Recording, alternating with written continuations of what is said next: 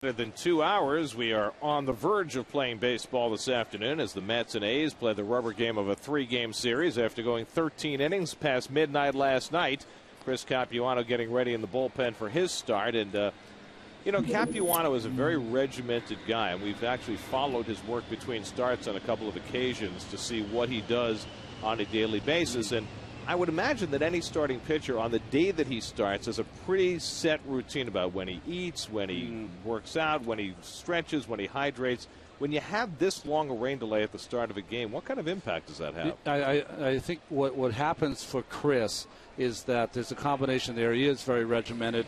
Keith has talked many times about his workouts and how great a shape he's in and all that. But I think even more importantly for him, he's a veteran. He's been around a long time, so if you have been around 100-plus starts, you've been through anything you could be through. Rain delays of an hour, 2 hours, 3 hours, whatever. As far as eating and hydrating, well, the hydrating part's easy. Just drink as much water as you can. The eating part is the problem. The problem is that I used to like to eat really early in the day of a night game because I wanted my stomach to be completely empty when the game started.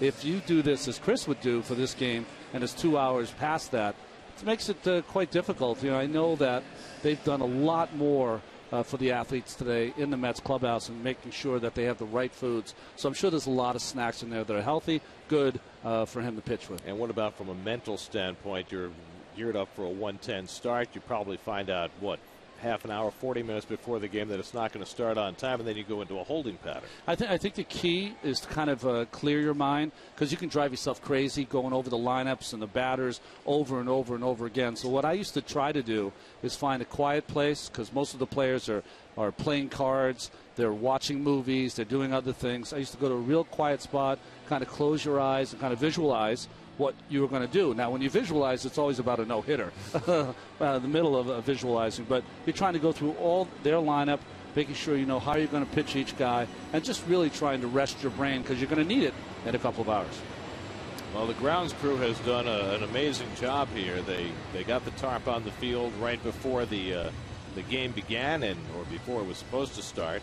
And they have done a lot of work on the infield to get it ready for play. Gary, this is the most special time. At Shea, it was different for old Mets pitchers. Used to walk in the bowels of the stadium, and now they go through the field. But I don't care if you have one day in the big leagues or 150 starts. As you're walking in, you have the nervousness of pitching against these Oakland team. You also have the feeling that this is going to be a great day. You get all these positive feelings. You're kind of nervous in the sense that you have those butterflies you had when you're an 11-year-old kid. They don't ever go away. You just don't know what's going to happen in the future. And as you look over, you can see Chris looking over at the Oakland dugout. You just start to, I don't know, it's not a football feeling, but, you start to grow. He's about 6'4.5" right now as he walks across because he's feeling so positive. Now, Capuano is a veteran. He's been through this a million times. Now, on the other side, you've got Graham Godfrey, who's only making his third major league start. And, this is probably the first time in the big leagues that he's had to go through this. Well, I think the most important thing here is that your catcher, Powell, your pitching coach, Romanek, your bullpen guys, the guys that have been around kind of guide him through what he's supposed to do. Because you'll have a lot of young pitchers. They'll start throwing, and you have to get the coach, wait a minute. How long do you usually throw? 12 minutes. Well, you're at 17 minutes now. Let's wait, sit down for 5, and make sure we go through your routine. And that's the key with young guys.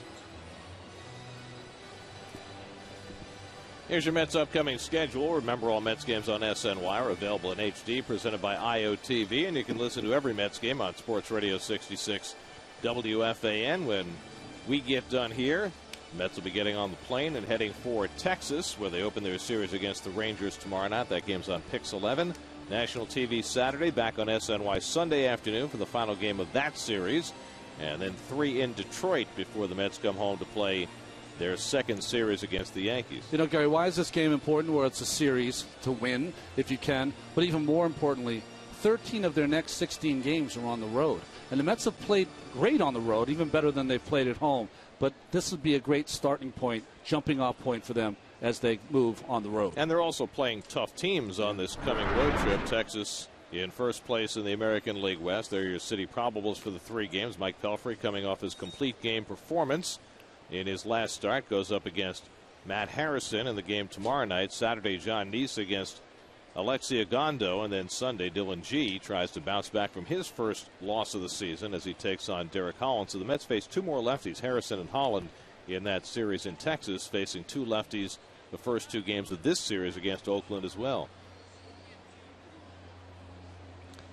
Well, you can see we talked about how he is ready. That's visualization techniques where you're just kind of closing your brain in baseball mode, pitching mode, and ready to go.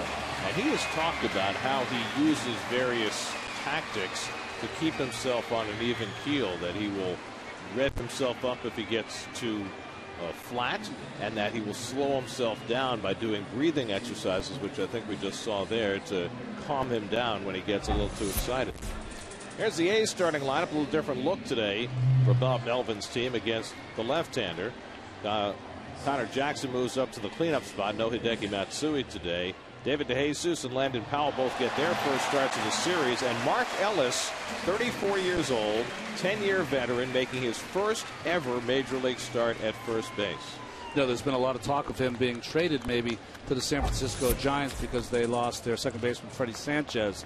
So Ellis just really getting him some at-bats. Chris Capuano, I was talking about it in the Open, which was about 4 hours ago, that Cap had an interesting start. I thought he did not have as good stuff, but he plowed through, and it was a pretty impressive start, only 2 earned runs. And if you think about how consistent he's been, he's given up 2 earned runs or fewer in 10 of his 13 starts. And defensively behind Chris Capuano for the Mets today is brought to you by City, Bay, Pagan, and Beltran. Beltran playing every day. Murphy, well, kind of the mix-up of the infield is Murphy's at third today, Reyes at short. Turner moves to second base, and Duda playing first, and Josh Torrey doing the catching.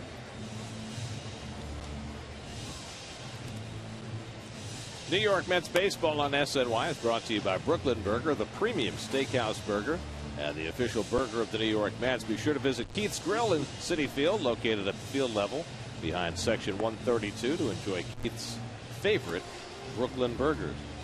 That's Keith Hernandez, in case you were wondering who we were talking about. They know who it is. Don't worry about it. Well, Keith was out late last night. Yeah, we all were. You guys did a yeoman's job, I'll tell you. I got home. It was late. Turned the TV on to watch the highlights of the Mets game, and you guys were still working. And there he is with a bat in his hands. Very dangerous. See, we could really see if what he talked about on your show the other day is true, with the holding and lining up his knuckles. Lining up his knuckles, and you can see it right there. Well, we did. They look fairly lined up. Well, he's already hit, so he's kind of rolled it over a little bit there. Well, we gained some knowledge today. Realized that we have been mispronouncing Weeks' name the first 2 games of the series. His name is Jahmile Weeks. We were referring to him as Jamil. That is incorrect. So we are now chasing. So Jahmile Weeks leads off for the Oakland Athletics. He's 1 for 9 in this series, and after a rain delay of 2 hours and 15 minutes, Chris Capuano throws the first pitch for a strike. Weeks sitting at 321, his 15th start since being called up, and he's taken over as the everyday second baseman for the A's, relegating Mark Ellis to questionable status. Ball and a strike to Weeks. Cliff Pennington on deck, and then Coco Crisp for the A's, who had a 6-game winning streak, stopped last night. Well, I'll tell you, Murphy at third base is pretty far back with the leadoff hitter Weeks up at the plate. You need to take away that bunt. Ball and 2 strikes to Weeks, whose older brother Ricky plies his trade as a second baseman as well for the Milwaukee Brewers. Ricky probably outweighs Jamil by about 50 pounds. Weeks a switch hitter. So far he's done much better as a left-hand hitter than as a right-hand batter.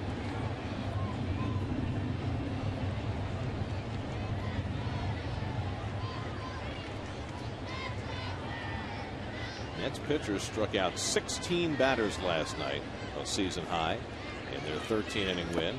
And Capuano starts this game with a strikeout as well. The changeup gets Jahmile Weeks one away. This is a really good sign, Gary. Last start, Chris did not have that good changeup. I call it his power changeup because when he's going good, it's a swing and miss pitch. So 1 out and nobody on. Now Cliff Pennington will bat. Pennington 2 for 9 in this series. Had a very rough night last night, going 0 for 6 with 3 strikeouts. Pennington also a switch hitter, a better right hand hitter than left so far this year. About 60 points higher from the right side. And Capuano missing high. Here's your umpiring team for today. Fielding Colbreth has the plate. Gary Cedarstrom, the crew chief. Johnson and Porter had the plate the first 2 games. And Capuano up out of the strike zone. 2-0 to Pennington. So Pennington, one of a host of #1 draft picks on this Oakland team. So look at Capuano's first inning numbers. The only starter in Major League Baseball to not allow a run in the first inning among starters who've gone out at least 5 times in the first inning.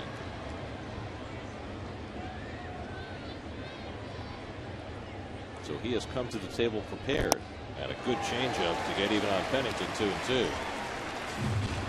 And he's got that pitch working early. Well, the ability to throw that changeup behind in the count makes it appear to look like a fastball down the middle and just parachutes out of the strike zone. 2-2, and he gets Pennington with the changeup. Back-to-back strikeouts for Capuano to start the day. Well, we always talk about the Oakland Athletics as a team that takes a lot of pitches, but if you can throw strikes, especially there's a lot of young guys on this team, and you see the grip coming out of his hand, that's a very unusual kind of revolution on that baseball as it approaches the plate. So 2 out and nobody on. Now Coco Crisp, the 3rd consecutive switch hitter at the top of the Oakland batting order. He's running a 10-game hitting streak right now, 3 for 11 in this series. He got the double off Frankie Rodriguez in the 9th inning last night, stole 3rd and came home with the tying run that forced extra inning. Connor Jackson, who got the hit, who drove Crisp in, is on deck. You know, we always think of stealing 3rd with 2 outs, not a particularly great play. It ended up being a big play because Francisco Rodriguez said it made him hesitant to throw his curveball in that situation. And that's a troubling statement, I think. I think that you have to have the confidence that if you throw a curveball in the dirt, that your catcher can block it even with a runner at third. Well, and it's such a nasty pitch that if you're a catcher, you have to anticipate that ball's going to be in the dirt anyways. You cannot take away pitches because you don't think you can throw it over or you can't be blocked. Crisp lays off the changeup, and it's 1-2.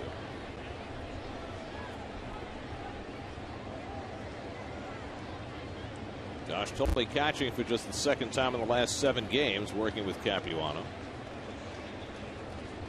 And the 1-2 fastball is fouled off.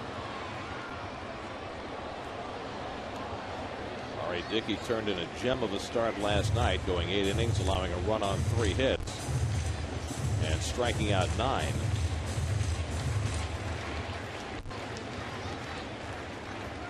The Mets trying to get back in that mode of getting quality starts every day, which they had been in for a month.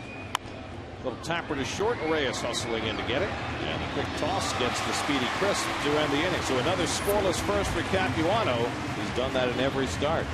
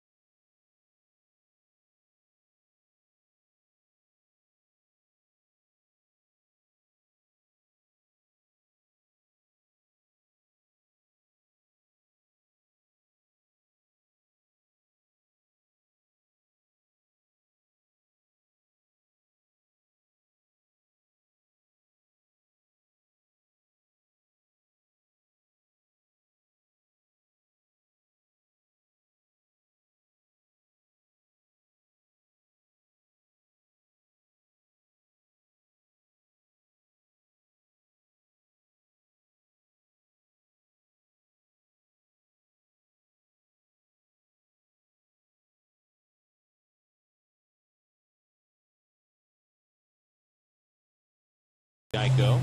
Justin Turner had 2 go-ahead hits last night in the 8th, or go-ahead RBIs in the 8th to put the Mets up 2-1, and then in the 13th to ultimately win the game. Graham Godfrey on the mound pitching to Jose Reyes in a call strike. Godfrey making just his 3rd big league start today. He was 7-1 in AAA. Got that win. It's the first major league win against the Giants. Jamal Weeks throws out Reyes for the first out.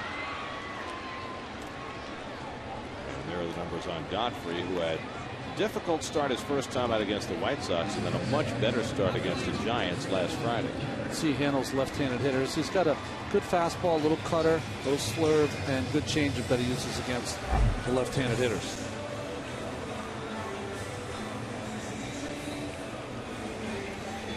Here's Turner. Justin now with 32 runs batted in. He's had 166 at bats this year. He's just been an RBI machine. And last night he became an RBI magnet as well. Yeah. Just barely got nicked by the pitch in the 13th inning to drive in the winning run. It was only the 2nd time in Mets history that they'd ever won a game that ended on a hit batsman. And the other time they did it, coincidentally enough, was also in the 13th inning. And he gets hit again.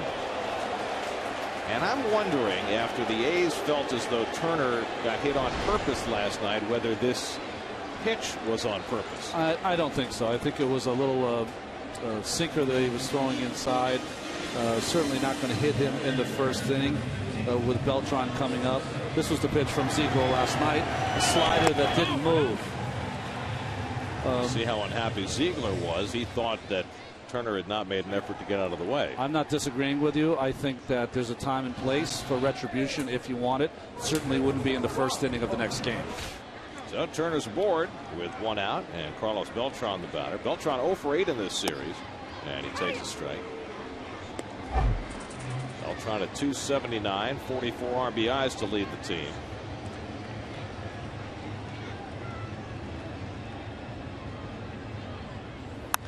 And he pops one up. Pennington out, Jackson in, and Pennington grabs it, 2 out.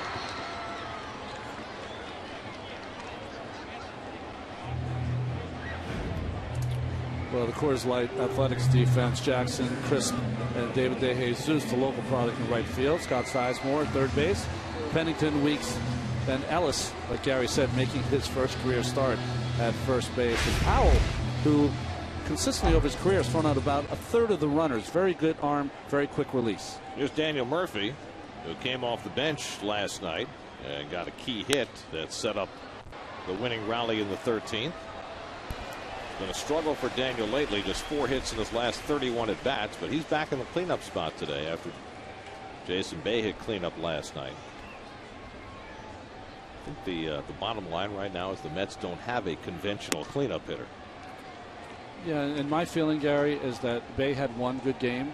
I would like to see him have 4 or 5 good games, and then maybe you think about putting him back. Leave him where he is, let him get comfortable, let him get untracked, and then maybe make a move. So Angel Pagan's hitting number 5 today, and Bay is in the 6th hole.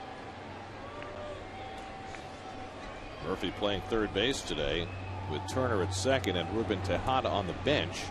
It's been a very rough go for Tejada, and he got overmatched at times last night. Grounded toward the hole, a base hit for Murphy.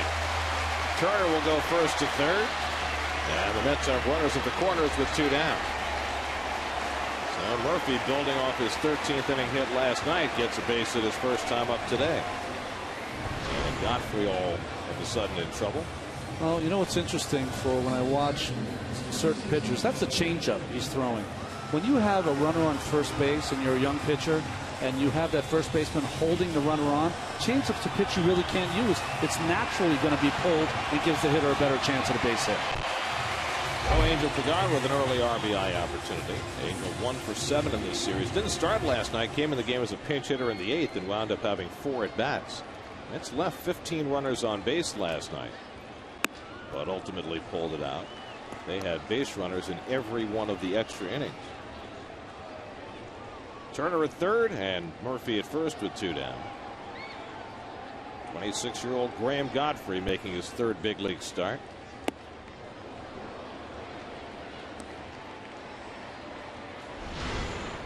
Another changeup here.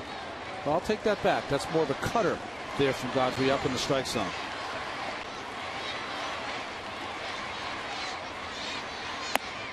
And he comes inside and gets the corner on Pagan, who didn't think so, and turns to grab about it with fielding Culbreth. 1-2.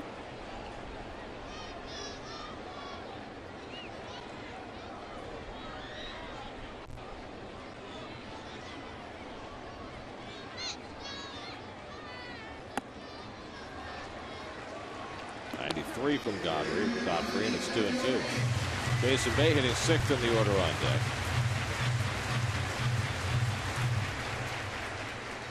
Pagan hitting .315 since coming off the disabled list. That's 26 games now.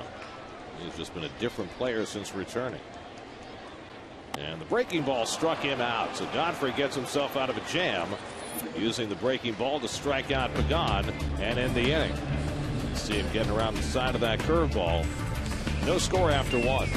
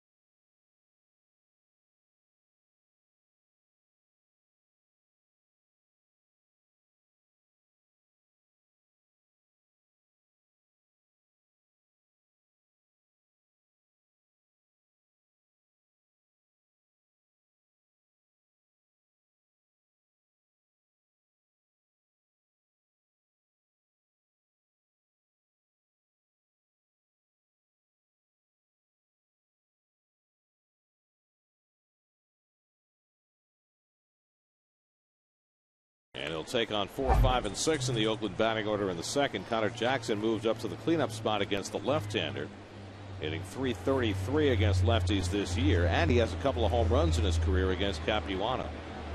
Jackson, the former Diamondback, faced Capuano when he was in Milwaukee, and he takes a strike. In fact, Jackson is the only Oakland batter in the lineup today who has faced Capuano before. There's a lot of unfamiliarity in these interleague games. Little bloop, and Turner won't get there, and it drops for a base hit. So Jackson has the first base hit for the A's, a leadoff single in the second. And that'll bring up Scott Sizemore, the third baseman. Sizemore has played 12 games with the A's since coming over in a trade from Detroit, and pretty much has wrested the everyday third base job.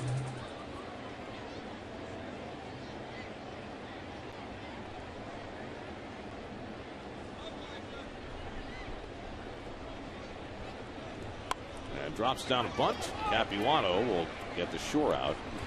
So it'll be a sacrifice for Sizemore.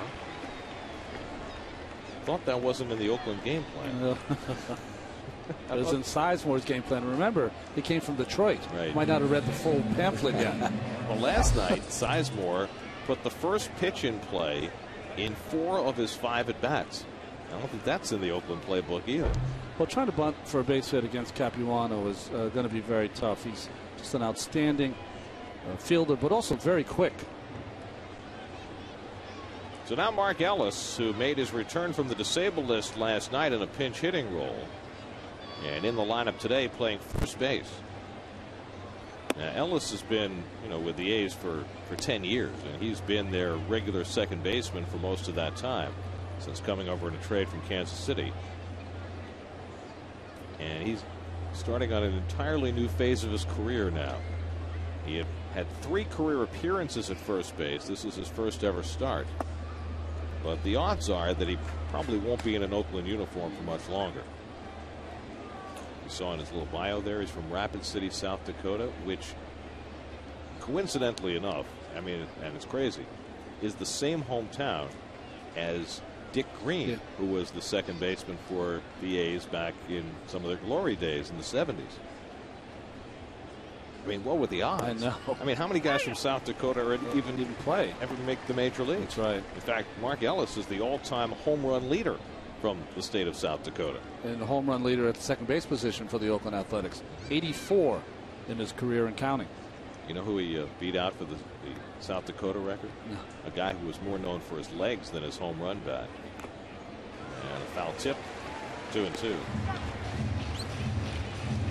Dave Collins held the record before Ellis. I think he had 32. But Collins was a guy who stole 80 bases that season. Again, that changeup is just right on time. His last start, he could not get the outside corner.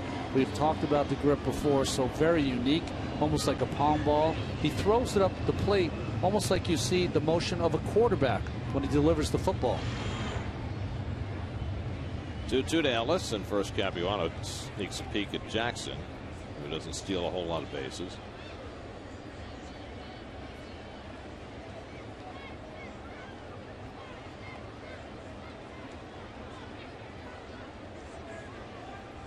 And Ellis hits the ground ball right to Turner, who is positioned well. And that's the second out as Jackson moves over to third. So two-way. And now David DeJesus making his first start of the series.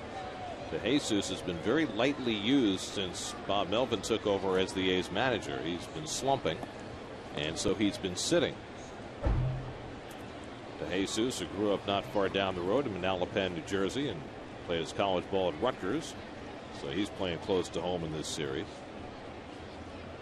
Appeared as a pinch hitter last night, had a base hit and stole a base. And DeJesus takes it wide for ball one. It's interesting, Gary, isn't it, when you have a shakeup in the managerial position, kind of the pecking order changes because the evaluation by one manager is not necessarily going to be the same as his predecessor, Bob Guerin. Well, it's DeJesus' first year in Oakland. I mean, he had some really good years the last few seasons in Kansas City. Real spark plug type player at the top of the batting order, batting first or second. He hit .318 last year in an injury shortened year for the Royals.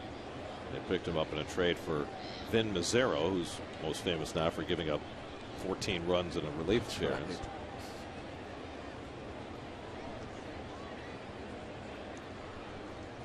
And DeJesus lifts one out to center field, and Pagan is drifting back to find it. Side retired. So Capuano gets around a leadoff hit. No score in the second.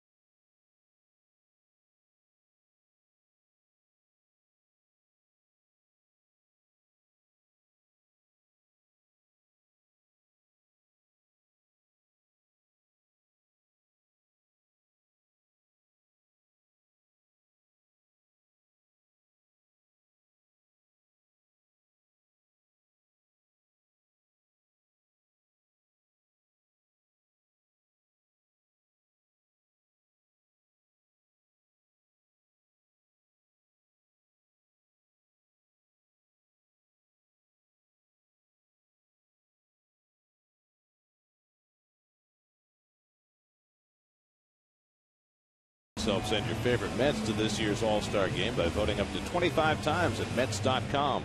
Cast your ballot now for your 2011 All-Stars. Vote often, vote today, vote Mets at Mets.com.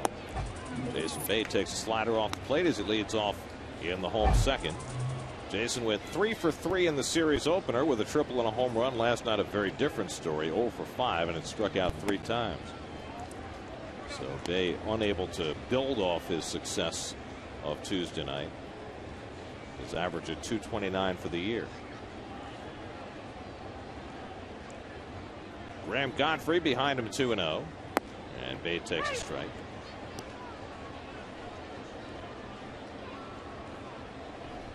Lucas Duda on deck, and then Josh Thole for the Mets in the second.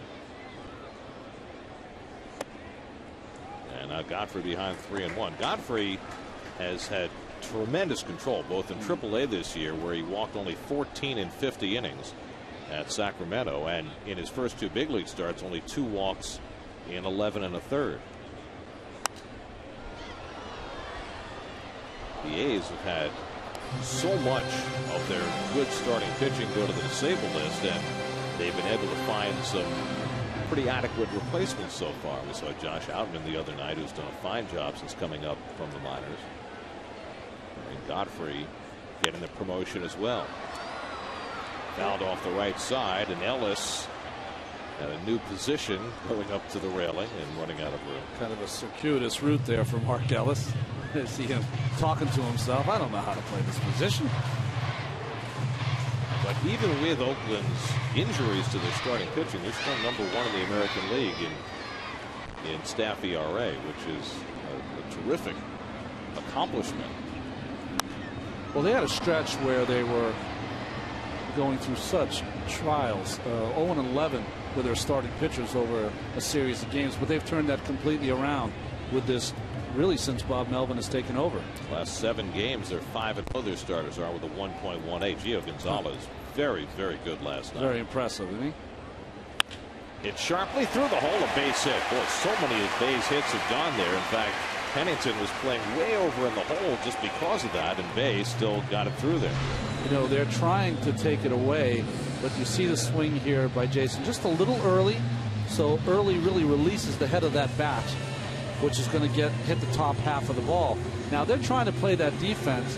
Now you could almost try to play Bay right now as a left-hander, like a Ryan Howard on that side. The problem is that long throw probably wouldn't get him. Saw the Mercedes-Benz Ultramo, brought to you by your tri-state dealers, on the web at searchmercedes.com.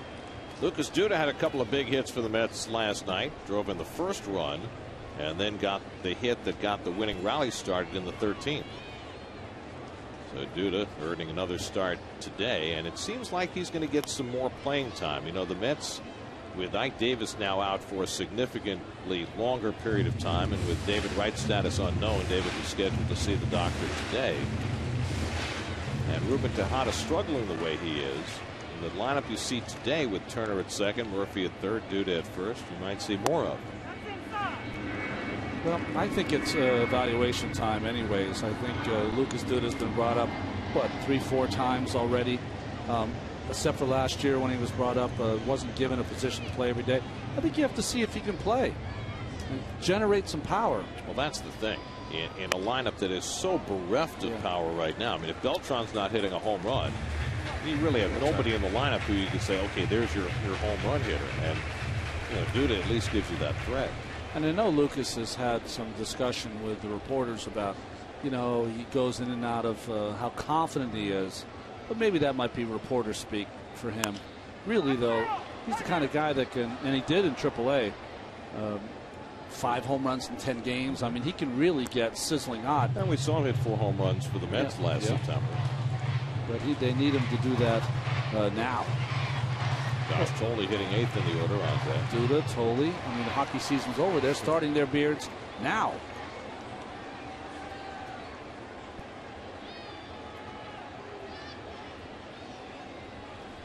Two from Godfrey, and the breaking ball pulled into right for a base hit. Bay to second. He'll take the turn and hold on there as the Jesus throws in, and so the Mets with back-to-back singles from Bay and Duda to start the home second. Well, you like to see this.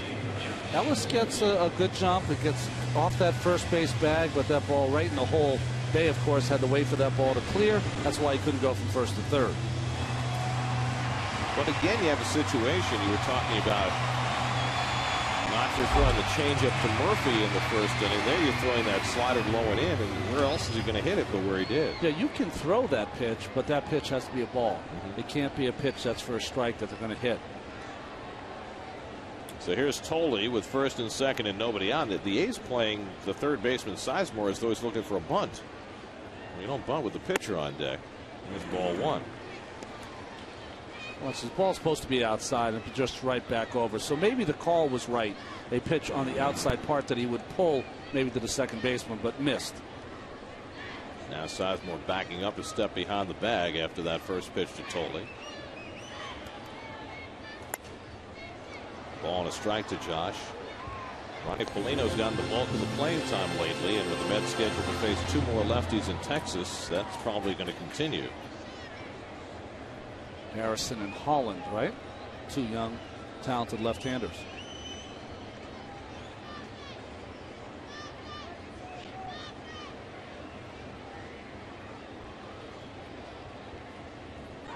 Mets pitchers are going to try to keep those Texas hitters in the park. Have you seen the tape measure shots the Rangers have been hitting the last week? Well, they've got some guys who can do it. Oh, yeah. Josh Hamilton and Nelson Cruz and that whole crew.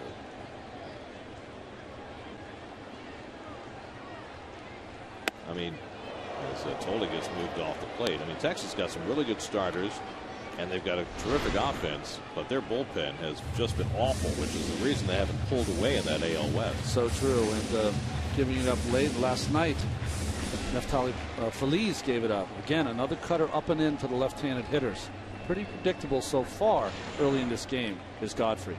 2-1 to Tolley, and he comes inside again, and Tolley swings through it, 2-2. Something we didn't see. I don't know if you remember, Gary. Did. From Tolley when he first came up, he was a guy that could identify strikes, did not go out of the strike zone, and literally it seemed like every time he came up, he got a good pitch to hit. That has not been the case this season. And if he got that pitch, he was hitting that ball in the left center.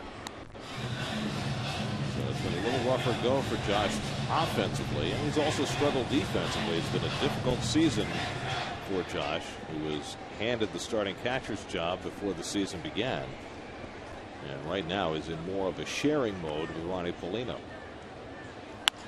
Lined over short, that's a base hit. There's a Tolley kind of a hit.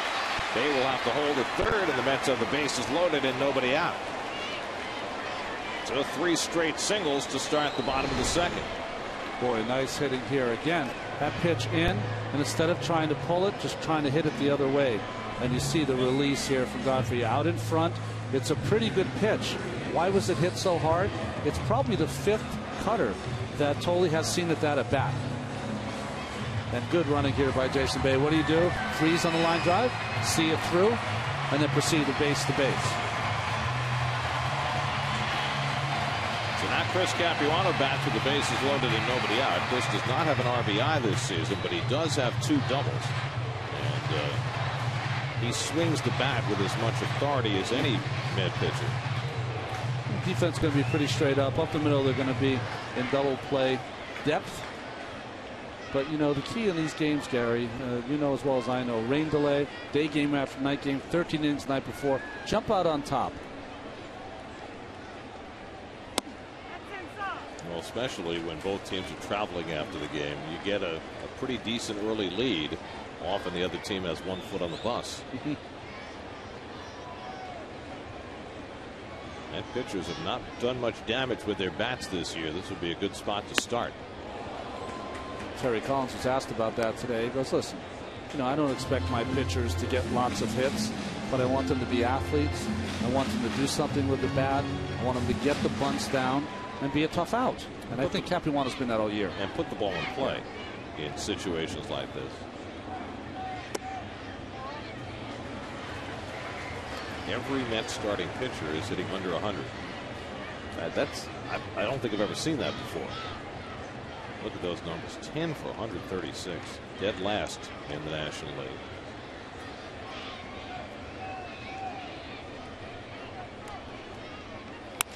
Hit sharply toward the middle, but Weeks is there with the glove flip. They turn 2, but the first run of the game comes home as Bay scores and the Mets take a 1-0 lead. So no RBI for Capuano, but he put it in play and the Mets get a run. Well, can't fault Capuano there. Hit that ball extremely hard. Nice turn there by Weeks and Pennington up the middle. Interesting to watch Tolley when he goes into the slide. This throw almost hits him in the left hand. Very lucky. So Bay got it started with a base hit. He comes home to score. Now Reyes bats with a runner at 3rd and 2 out. And he takes a strike. Watch this, Gary. Watch the hand of Tolley as it goes up, the left hand. Came awfully close. Wow. Didn't it? That is a broken hand waiting to happen. And that's happened before. Yes. Guys have suffered serious injuries to their hands, throwing their arm up in the air on a double play slide. Duda at 3rd with 2 down. Reyes grounded out to second base, his first trip. Jose began the day as the National League's leading hitter, leading in hits, leading in triples, leading in runs, leading in multiple hit games, and now leading in toughest to strike out. Flare down the left field line, just foul. He passed by Placido Polanco as the toughest hitter in the league to strike out, a strikeout every 13.1 plate appearances. And you see how close he comes here to an extra base hit. Wow, 2 feet. Well, if it wasn't for that other guy having a unbelievable year, Adrian Gonzalez over there for the Red Sox, he would lead in hits also. Gonzalez, another 4-hit game last night. He's the National League in hits.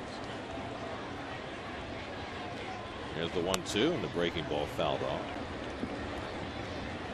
There's the list of the toughest to fan. Polanco had been leading all year until today. And I think that's why, despite the injury, Pujols is always referred to as a modern day Joe DiMaggio, because it's just almost impossible to strike out. Well, you know, the guy who for years shocked me at how little he struck out considering how hard he swung the bat was Gary Sheffield. He was always very difficult to fan, even though he took as hellacious a swing as anybody. 7th pitch of the at bat to Reyes, and he fouls off another one. Going after those high fastballs. Happy with himself. Well, I think what happens for Godfrey is that the cutter is his best pitch, but he's young enough that he doesn't locate it all the time. Because some are inside corner, some are up in the strike zone, some are back door. He's already thrown 30 pitches in this inning. And Reyes hits past the mound and into center field. A base hit to bring home Duda. Now Reyes just got it past the glove of Godfrey. His 30th run batted in gives the Mets a 2-0 lead. Well, you've seen him strike out Angel Pagan with 2 outs on that little backdoor curveball. He tried it with Jose Reyes. We talked about his efficiency at not striking out. Put the ball in play, good things can happen. You might have a pitcher who doesn't field his position well, as Godfrey did, not there. This gives you a little one-hopper that if you're in good fielding position, it's a pretty easy play, but not an easy play for Graham. So 2 runs home in the inning. Now Justin Turner the batter, and he pops one foul.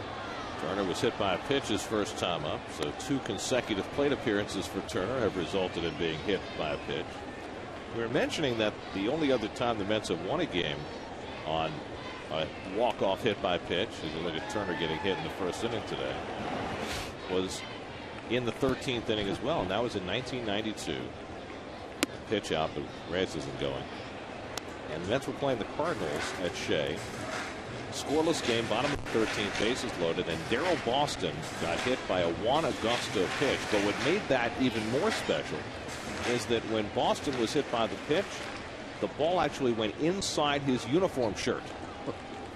And Darryl, who, if you were ever around him, was always the coolest guy in the room, gently plucked the ball out from between the buttons of his shirt, dropped it on home plate, and walked down to first base to cash his game winner. I mean, it was as suave a response to an unusual situation as you could possibly have. Well, if you've ever seen the commercials nowadays, Darryl Boston was the original most interesting man on the planet. 1-2 to Turner, and he goes down swinging to end the inning. But the Mets push across 2 runs against Graham Godfrey. Reyes driving in the second. 4 hits in the inning and a 2-0 Met lead after 2.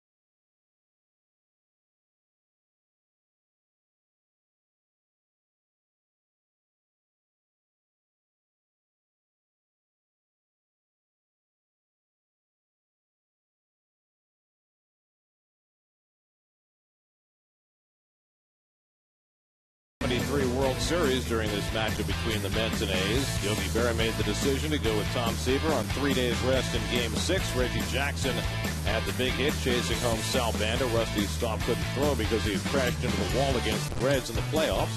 That's Kenny Boswell getting a pinch hit. Raleigh Fingers finished it up. Seaver went 7 innings, didn't pitch poorly, 2 runs and 6 hits, but the A's won it 3-1 to tie up the series at 3 games apiece. Well, it's interesting. You've been showing all these games. The time of game for postseason is hilarious. 2 hours and 7 minutes there. Is that the George Stone? Well, George you had Stone a chance to pitch George could instead? have started in Game 6. Seaver could have gone on normal rest in Game 7, but Yogi decided to go with Seaver and Matlack both on short rest in Game 6 and 7. Landon Powell leading off the third for the A's. Catfish Hunter, who had pitched not so well in his first start, pitched much better in his second start in that series and got the victory. Great pitching in that series. Yes. Landon Powell down on 3 pitches, and Capuano has his 3rd strikeout. 1 out in the 3rd. Let's check in with Kevin Burkhardt. Kevin? Guys, this will by far be my favorite Verizon Ask the Booth of the year. I'm here with David, who's 6 years old. We were talking Mets out here. David, you have a question for the guys in the booth, right?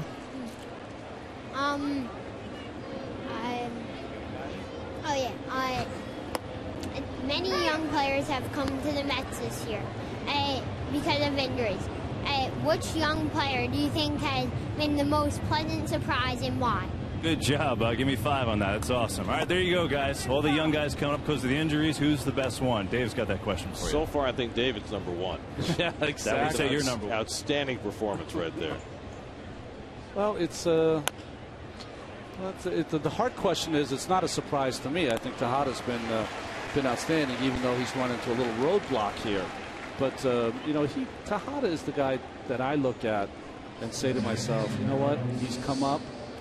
I know he can play here. I also believe he can hit here. I don't know if he believes it yet, but that's the guy. Probably not a huge surprise, but to me, he looks like a major league player, not a AAA player. What about Dylan G? Well, Dylan G, of course. Yeah, you're right. I wasn't even thinking. I was thinking everyday players, but Dylan G is by far the pitching department. And there have been so many. I mean, Justin Turner. I mean, He's not as young as Tejada is, but what he's accomplished has been stunning. Pedro Beato and how he's contributed this year. As a Rule 5.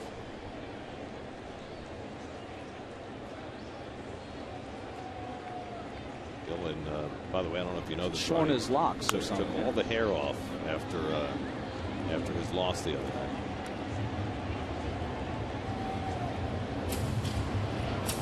You know, guys, just one other reminder, too. It'll be hard to top David there, but this is the last day of our Twitter contest. If you follow at SNYTV, we'll ask a question later in the game. You got to pay attention. You got a chance to win a McFadden's gift card. So follow at SNYTV. Last day of the contest today. Okay. I've got one question. What exactly does that mean? Do you know what that means, Ronnie? What, I'm sure Kevin knows what it means. Follow Twitter? Yeah, follow at SNY.TV. I mean, do you really want me to explain it, or is that rhetorical? No, I would like you to explain what that means, because for those of people like myself who are Luddites, we'd just like to know what that means. All right, well, SNYTV, at SNYTV is the SNY account, right?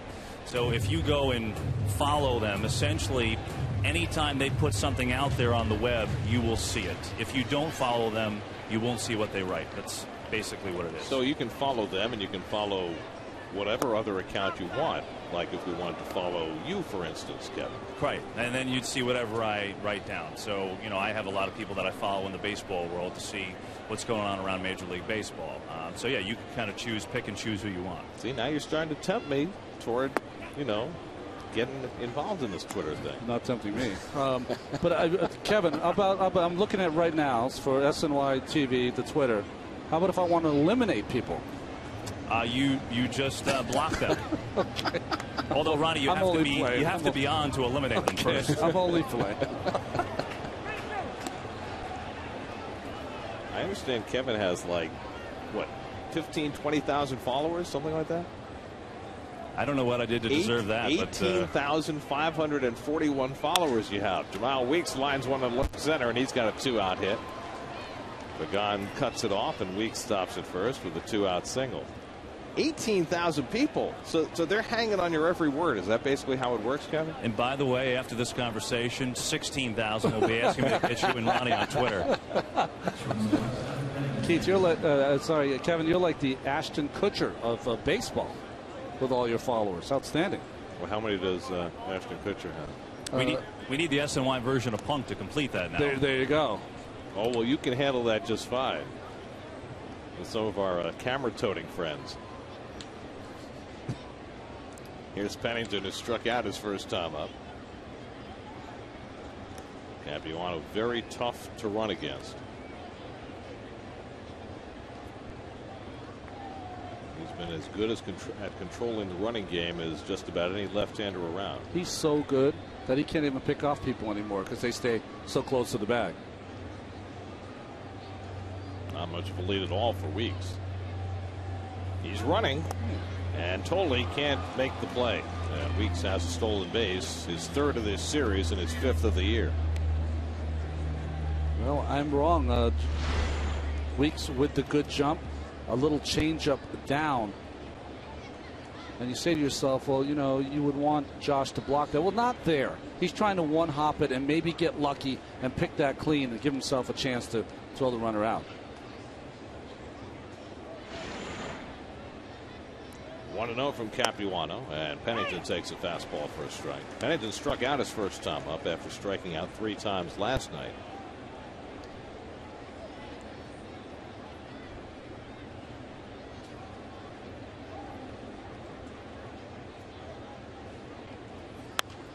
By the way, I need to amend something I said the last inning. I mentioned about Mark Ellis, that he was the leading home run hitter from South Dakota. I had old information. He has been bypassed. Jason Kubel is also from South Dakota, and he's now 11 up on Ellis, and probably will be a lot more up by the time his career's over. He's a 25-a-year kind of guy over there in Minnesota. Here's the 1-2, and it's hit foul down the right side. You know who's the only Hall of Famer from South Dakota? Manager. I don't know. Sparky Anderson. I always think of Sparky as being a guy from California, but I think he moved there when he was young. You know who was also born in South Dakota? I don't know how that happened since his dad played in the big leagues. Terry Francona. I was talking to Terry this weekend, and it was on Father's Day, and we were mentioning that he had played with a friend of mine. His father had played with a friend of mine's father, and he said he probably played with everybody. My dad played for every team, just about. So. Capuano thought he had strike 3 there. Fielding Colbert didn't give him the call. So he's got to throw another pitch to Pennington with Coco Crisp on deck. Pennington's had a nice approach here. He's trying to go to right field, especially with that changeup from Capuano. Pitch he'll probably get here, 2-2.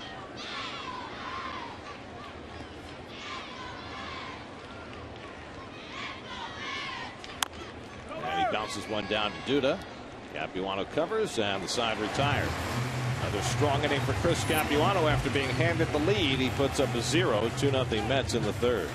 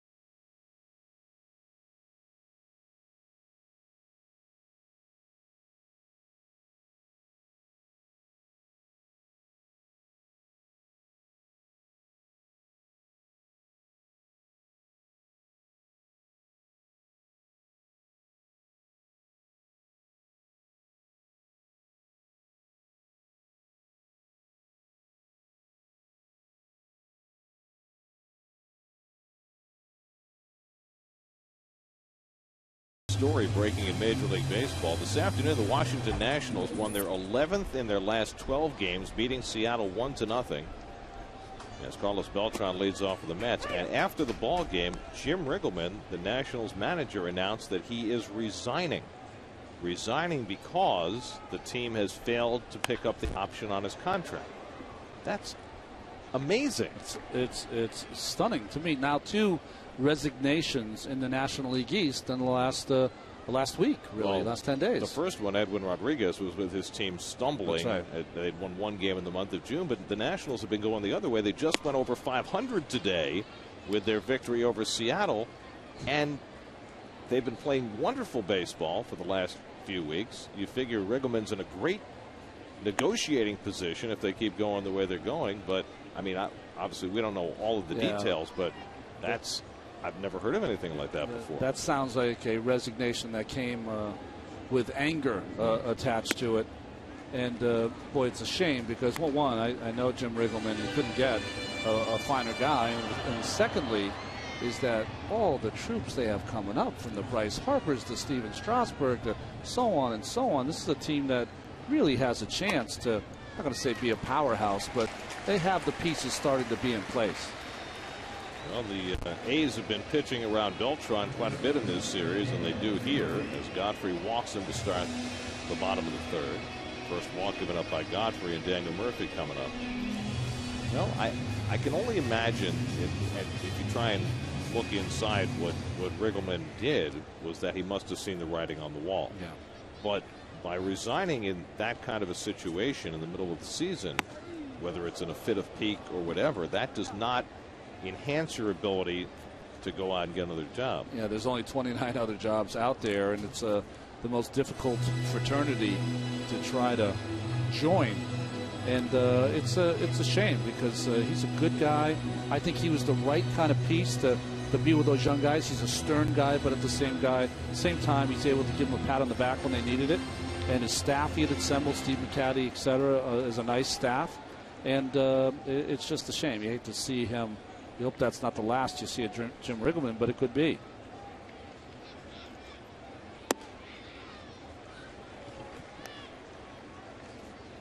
Murphy single to right his first time up.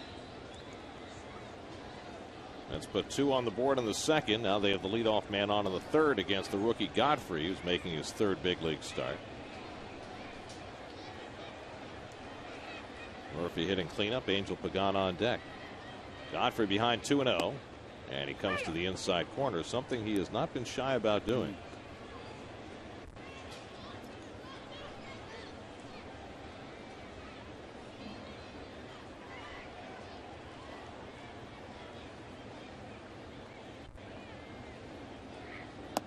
Are there any other 80-year-old managers in waiting who might take that Washington job?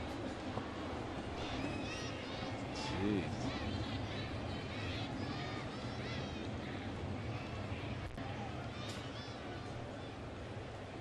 Beltran back. Carlos has stolen base in this series. That was last night in the 10th inning as the Mets were trying to scratch out a run. Carlos all of a sudden over the last 2 weeks has felt comfortable with stealing bases, which he had not done up to that point. Well, if you have been a manager or on the verge of thinking that you want to become a manager, you have to be salivating that there's an opening maybe in Washington. I mean, that's a team anyone would want to manage.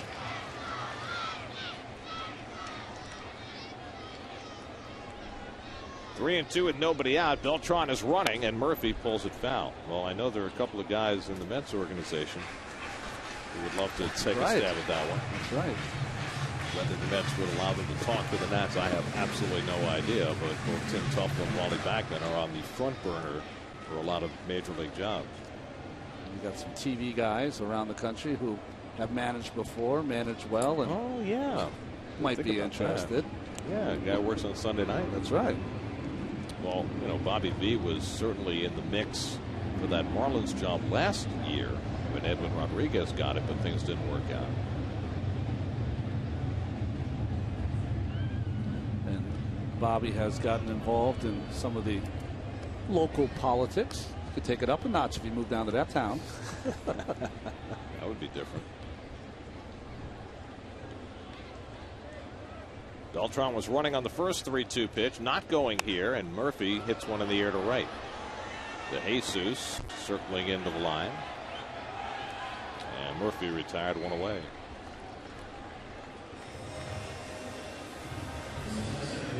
So 1 out and 1 on, and now Angel Pagan, who struck out his first time up. If you're just joining us, the game was delayed for 2 hours and 15 minutes at the start by rain. That's why the game is only in the bottom of the third. Looks like the weather has pretty much cleared out, and we should be good to go for the rest of the afternoon or into the evening, or as was the case last night, to the morning.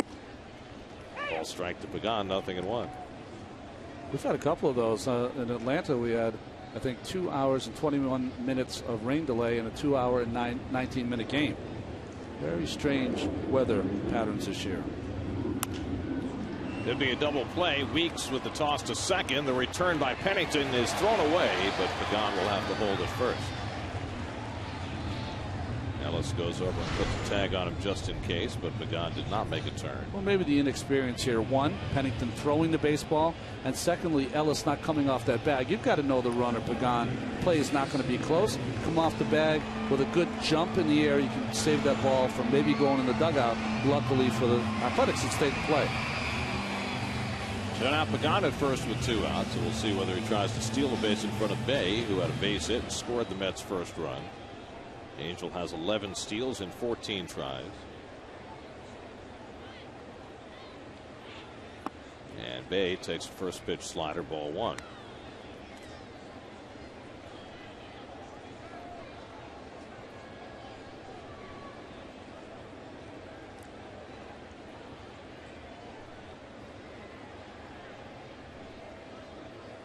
The A's now 4 for 9 in this series, including a home run Tuesday night.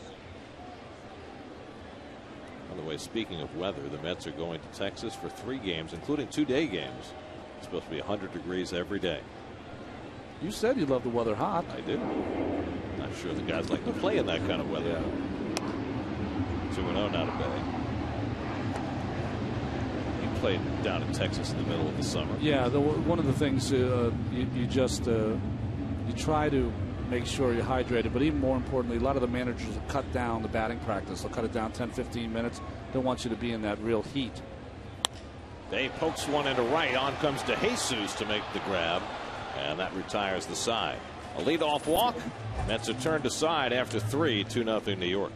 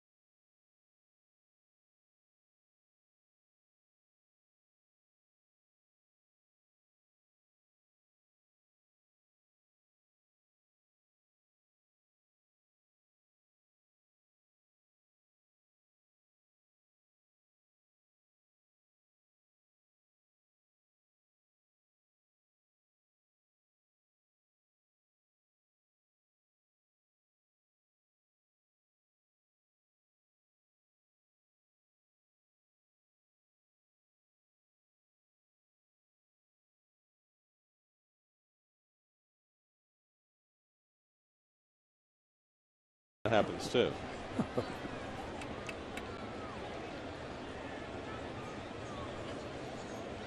Chris Capuano has responded very nicely after sitting out a couple of hours of rain delay. He's got a 2-0 lead as we start the 4th. Heart of the batting order, Coco Crisp leads off for the A's. Crisp grounded out to short his first time up.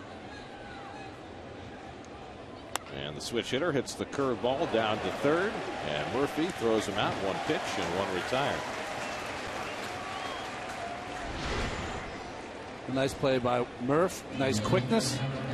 See, he put that glove kind of behind his body, so it gives him maybe 2 little clicks, a little extra time for that ball to get in the glove. Nice play. Looks it in. Mercedes-Benz Ultra-Mo brought to you by your Tri-State dealers on the web at searchmercedes.com. Now Connor Jackson, who singled to center his first time up. Jackson now 4 for 9 in this series. And he takes a strike. Give you a little more info on, we were talking about Jim Riggleman. Apparently he had told the general manager Mike Rizzo they did not pick up his contract option before the game was done. He was not getting on the team bus. He's not on the bus. Well, you know, you put yourself in a position like that as the employee, you almost never win. Yeah, you don't win that one. And maybe he thought that, you know, with now 11 wins in the last 12 games, that put him in a better position. It didn't put him in the right position. And you know what's hard about that is that I'm sure there's a lot of owners, general managers around baseball that will shy away the next time if they remember Riggleman's act. Although, I mean, I commend the guttiness of it. Jackson screws himself into the ground as he goes down on strikes. The 4th of the day for Chris Capuano. Well, Cap, when he's going well, will use that upper part of the strike zone with his fastball, not only to set up his changeup, but also when he has that pitch in players' eyes and almost beats them to that spot. So 2 out and nobody on. Now Scott Sizemore, who sacrificed his first time up. I just wonder if indeed the Nats were determined not to pick up Riggleman's option. Do they have somebody else in mind? Did they have somebody else in mind for next year? Or did they just think that Riggleman wasn't the guy? Well, I think you have to look at it from the other side, too. Rizzo's probably thinking, we had a lot of patience when you were managing and the team was losing 8 out of every 10 games. So I think in this day and age, Rizzo probably wanted to keep his options open. And if you think of Jim Riggleman, if they had become the team of destiny and end up playing like this the rest of the season, he put himself in a position he'd never. Justin Turner with a fine play. The one-hop throw not quite in time, though, to get Sizemore, but quite some range shown by Turner going behind the bag. Nice play by Turner on this one hopper to Duda, but Sizemore just enough speed. By the way, just to put a wrap on that Nationals story, the Nationals are at or above 500, the latest in a season since Ron Darling was a Nationals broadcaster. Yeah, I was the reason. 2005, when they finished 500 after a wonderful first half that year. Here's Mark Ellis, who grounded out his first time up, and he takes inside. I was just saying that you were there for the last time they were 500 this late. Well, it was interesting that season. They were 50-31 and then won 31-50. That doesn't happen too often. One of the key elements of that great start just retired the other day. Chad Cordero finally packed it in after attempting for years to come back from arm problems. Yeah, that's too bad because he was one of those first closers that came up from the college ranks and really put in that position right away. Barely played in the minor leagues before inheriting that job. Mark Ellis grounded out to second base his first time, and Capuano gives a look at Sizemore.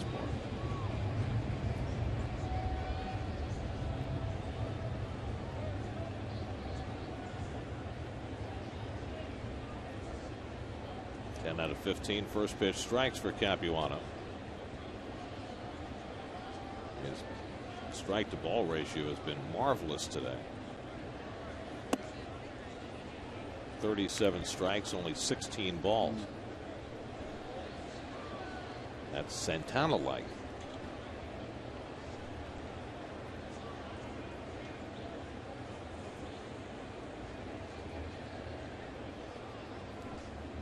Two-one to Ellis. Can't find that disappearing changeup, and it's 2-2.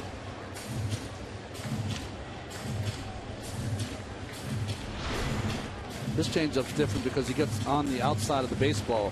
When you do that, the ball will drift down and in, but still the speed fools Ellis.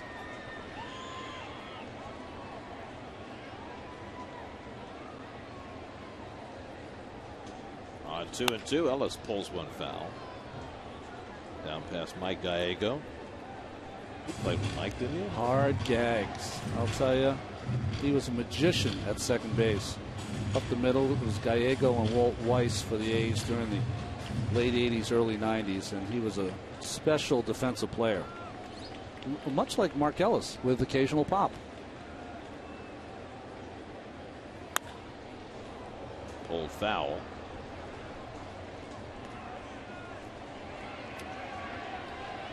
Mike Gallego, when he was with the Oakland A's, he and Mark McGwire were best friends, spent every single second together. And to watch those two walk down a street, talk about Jeff. That's about as funny as it gets. Got McGwire 6'4", 260 pounds. Gallego maybe 5'6".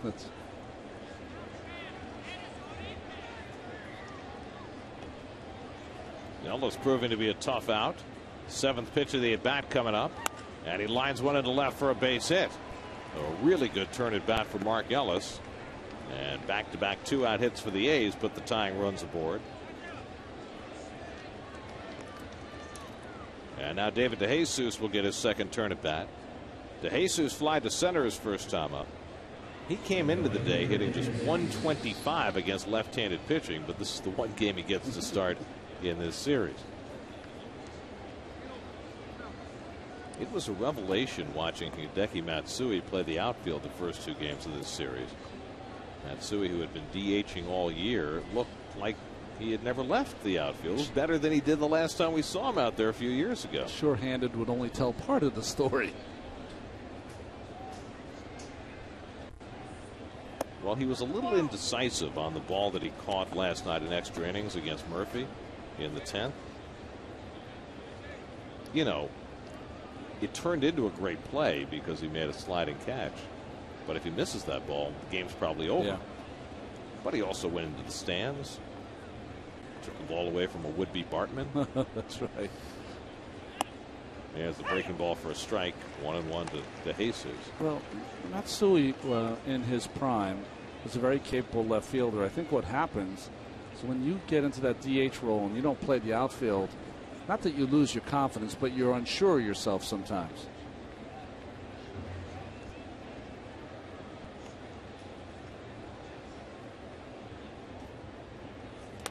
And DeJesus gets nicked and the bases are loaded. So after a couple of 2-out hits, Capuano hits DeJesus, and the A's have the bases loaded with 2 out.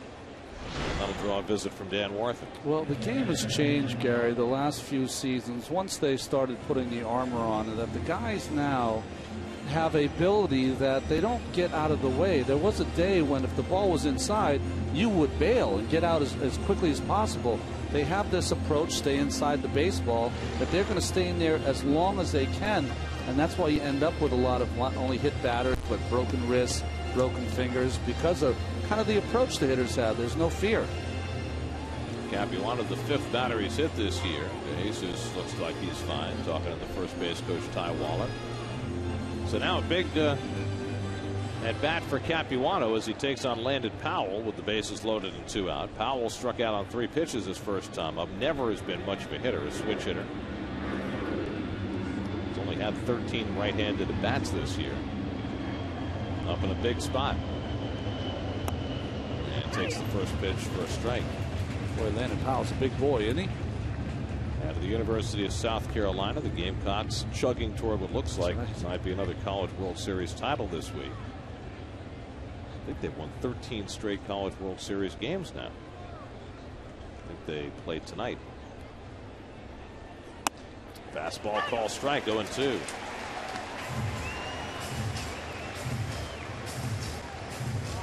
He does have a grand slam in his career.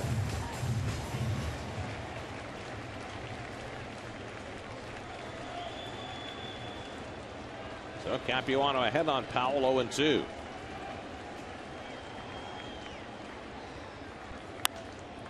And it's hooked foul down the left field side.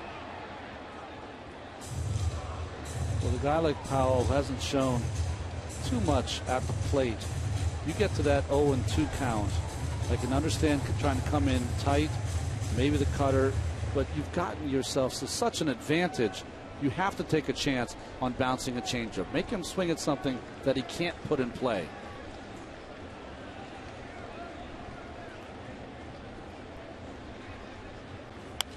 Another fastball, and he fouls it off again. Now, we heard Frankie talk about not throwing the curveball last night. Could Capuano be in that same situation here with the changeup? Well, he better not be, because that's his best pitch, and he just set it up right there with that fastball up out of the strike zone. His combination sequence of pitches is fastball up and changeup in the dirt. And Tolley's got to know that and be prepared, if it bounces, to block it. 0-2 to Powell. On the inside corner, got him looking at a fastball, and Powell goes down looking with the bases loaded to end the inning. 5 strikeouts for Capuano, still 2-0 New York.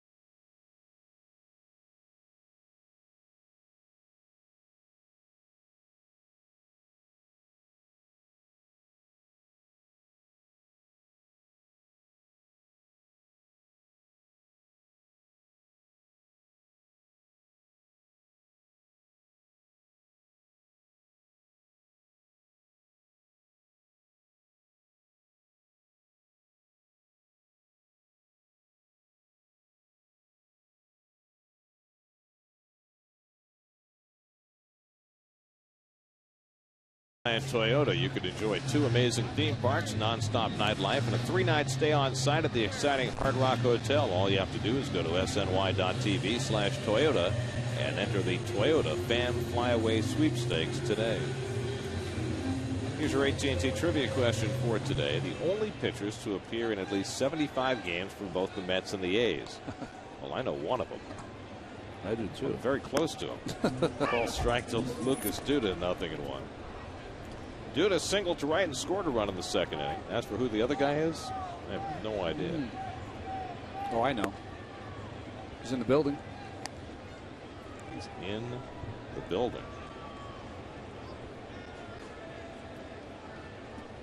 Even more, he's got a uniform on. How about that?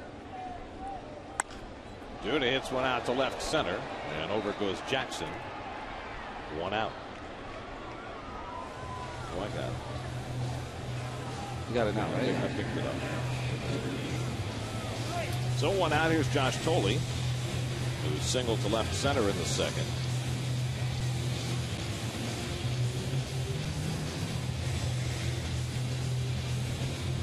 Well, we finally got some quotes from Jim Riggleman about his resignation today. So I'm going to read it to you off my computer here. He said, if you're going to do this job, you have to be totally committed to it, and you've got to feel there's a commitment to you, and I just didn't feel that way. This is Riggleman talking. It's been brewing for a while. I know I'm not Casey Stengel, but I do feel like I know what I'm doing, and it's not a situation where I felt I could continue on such a short leash, and every hill and valley is life and death. The game's not fun that way. So Riggleman talking. I just wanted to have a conversation when we got to Chicago, and Mike Rizzo wasn't ready to have that conversation. So there you go. 3-1 to Thole. Here's the thing, though. In this game, you do live and die with every peak and valley. Yeah. As much as sometimes you try not to. Popped up into shallow right, and Weeks is there. Thole retired, 2 out. Yeah, it's professional sports, not a travel team. Although I've seen some travel teams life or death for those. They're pretty serious. It's not biddy ball. That's biddy ball. That's right. With the 8-foot hoop. I just had someone motion to me in our booth that biddy ball is serious too. Oh, it is. Chris Capuano takes a strike. So Graham Godfrey has a chance for his first 1-2-3 inning of the day. Capuano didn't get credit for an RBI, but did hit the ball that brought in the first run of the game on a double play in the second. And he chases the changeup, and it's 1-2.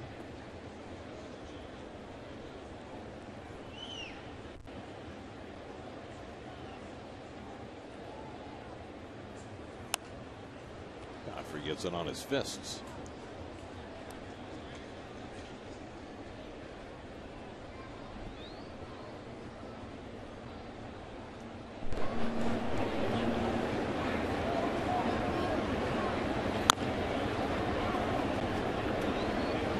These are the at-bats that you're not going to see in the box score, and you say to yourself, Capuano's over 3 or whatever. But these little at-bats, fouling off some pitches, adding to the pitch count of Godfrey, just being a kind of a pain, are the professional and kind of athletic at-bats that Terry Collins would like his pitchers to have. And he's helped get Godfrey's pitch count up over 80 now as he works in the 4th inning. Mr. Man closest for more pictures. Does he ever get his old head in the picture? Well, you have to back up. Oh, long range. You don't want the zoom. Capuano keeps fouling. A lot of kids in the ballpark today. A very enthusiastic gathering. It's not completely full, but most of the folks sat around for over 2 hours waiting for this game to start. Capuano takes a call, 3rd strike, and so Godfrey has his first 1-2-3 inning. His 3rd strikeout. On to the 5th, 2-0 New York.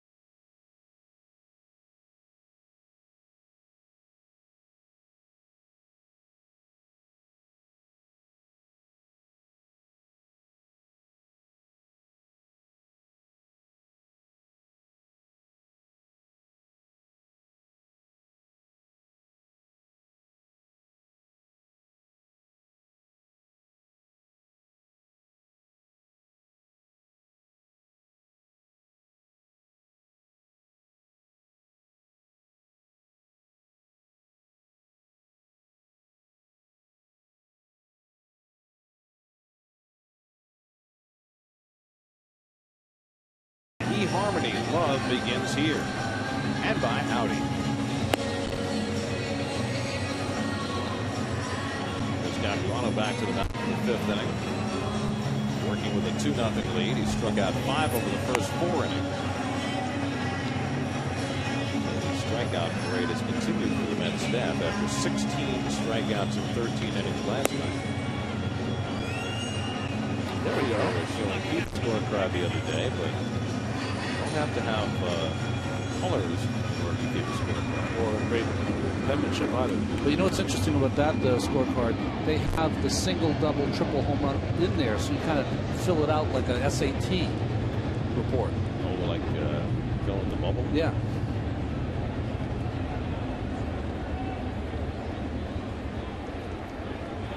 Godfrey leads off in the 5th inning. Godfrey grounded out to third base in his first professional at bat in the 3rd inning. Like most of these A's pitchers, not only have they not batted in the major leagues, they haven't batted in the minor leagues. Well, when they were showing we were showing the 1973 highlights of the World Series, it made me think my favorite player on that team for Oakland was John Capuano, who was one of their great hitting pitchers. Capuano takes care of Godfrey. 6 strikeouts for Chris. 1 out and nobody on. Jamal Weeks coming in. We'll check in with Kevin. You guys, the dynamic between the catcher and the pitcher is so interesting on so many levels. Obviously, Ronnie could talk about that, but you know, take Josh Tolley for example. Still a young catcher. He got called up 2 years ago at the end of the year, and you know, just so trying to figure it out about when to talk to guys, you know, what type of advice to offer, when to even offer advice because he's so young, and at that point, who's going to listen to him? He said, you know, how about when a guy is giving up the house? When you go out there and talk to him, what do you say? Those little things. As Reyes will get a chance here with a speedy runner. Weeks, and he's got him. 2 down. And I was talking to Tolley about that today, and him gaining confidence as his time in the major leagues has increased. And he said, you know, it really does come down to having some conviction in what you say. You know, Dan Worthen told me earlier this year, hey, if you go out to the mound and you're talking strategy, have conviction. If you believe something, get that point across. And he said, you know, when I talk to a veteran like Burdack or K-Rod, it's always about what I feel, what I'm seeing. And they tell me their opinions and we talk it out. He says other times, some guys need to go out there and need to massage them. Others don't like it. He gave me the example of Jason Isringhausen. And he said, I'll never go out and talk to Jason Isringhausen because if I do, he'll body slam me. And I asked Isringhausen about that, and Izzy said, oh, no, he knows better than that. In fact, this year in Pittsburgh, Izzy said he was having a rough time. He was actually shouting at himself on the mound. The home plate umpire said to Josh, hey, you might want to go out there. And Josh said, no way I'm going out there. You can go out there. So everybody's a little bit different in that time. Right, Ronnie? Well, I'm sure it is. And but, you know, any good catchers I've seen, Kevin and Gary, are type A kind of personalities. They take charge, much like a quarterback in football. They want to kind of oversee the field. They want to take charge of the game. They want to be in charge of making sure the pitcher gets through and has a successful game. And that Josh is not there yet, but you know, it's almost like he's graduated from high school and been thrown to grad school of catching. And I think that's what's leaked back into his offense a little bit, not for the lack of trying. Heading to down on strikes, Capuano continues to fan him. That's 7 strikeouts through 5 innings for Capuano. We're halfway through. Top of the order coming up, 2-0 New York.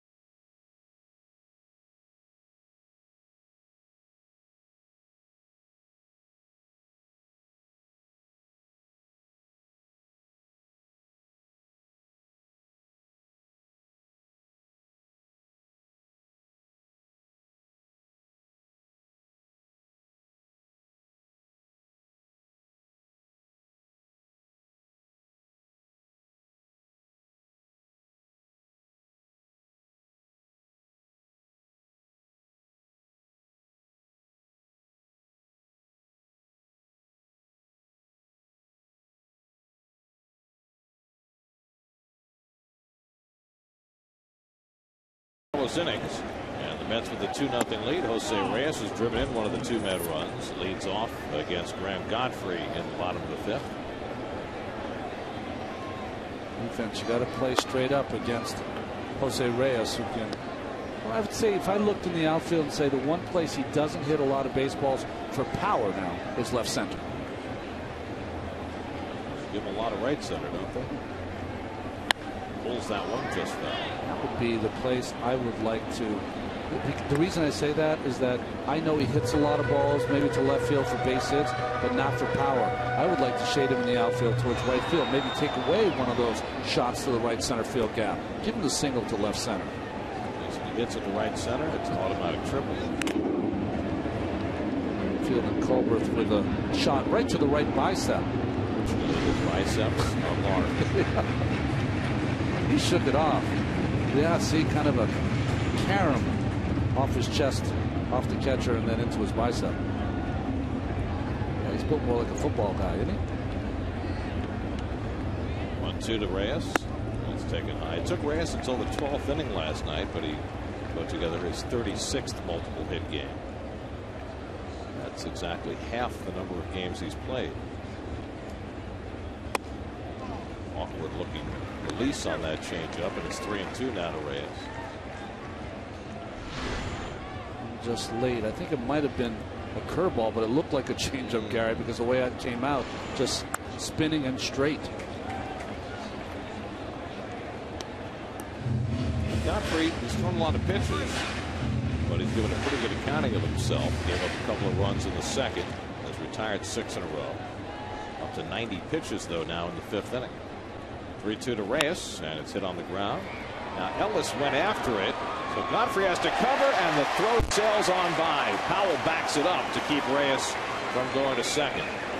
Well, we saw this earlier with Met first baseman, and here's Ellis, not used to playing first base, going after a ball he shouldn't have. Now, remember, he's a second baseman, so what are you taught as a second baseman? The ball to your right, you go for it as hard as you can. Well, Ellis did there, opened it up, but if Weeks threw a good throw over to Godfrey there, that play is made. Charge the error in Weeks. So the Mets get Reyes aboard to lead off in the 5th. Made an error in every game of this series. 60 errors for the year. Right at the top of the American League. Oh, the bottom. Well, yeah. That's the most. It's not good. Here's Turner, who's 0 for 1, and Justin takes the strike. Turner was hit by a pitch in the first inning, struck out in the second. Reyes with 26 steals, second behind Michael Bourne in the National League. And Turner lays down a beauty of a bunt. In comes Sizemore to make the bare hand play, and he gets him. Turner bunting for a hit all the way. Nonetheless, will get credit for a sacrifice. 5-3, moving Reyes to second. Oh, nice play by Sizemore with the bare hand, looks it in, and a strike. Play not even close at first base on an almost perfect bunt. Made that play like David Wright makes it. And did you know that Scott Sizemore went to the same high school as David Wright? Really? Both went to Hickory High School. What would that be, Virginia Beach? Yeah, Chesapeake, Virginia Beach area. Nice footwork there by Ellis, too. The left foot in the bag, giving the big target inside. Think about how much third base talent that area has produced. Ryan Zimmerman and Michael Kadire. Mark Reynolds from that area? DJ Upton. Not a third baseman. The Upton brothers are from that. Went to the same high school, went to Hickory. Wow. Not the Hickory from Hoosiers. That was in Indiana. I'll take the shot. I'll make it.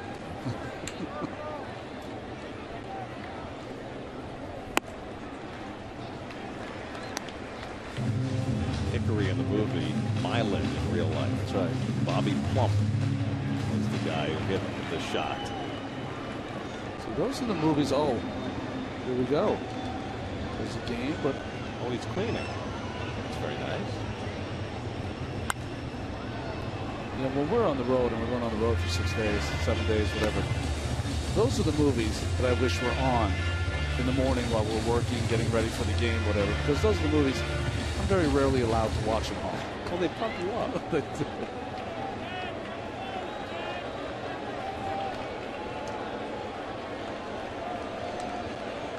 Beltran has popped up and walked today. 0 for 1. Godfrey keeping a close eye on Reyes, who might well think about stealing third with 1 out. Mom obviously told him to help out at home, and he has taken that to the ballpark with him. Good job.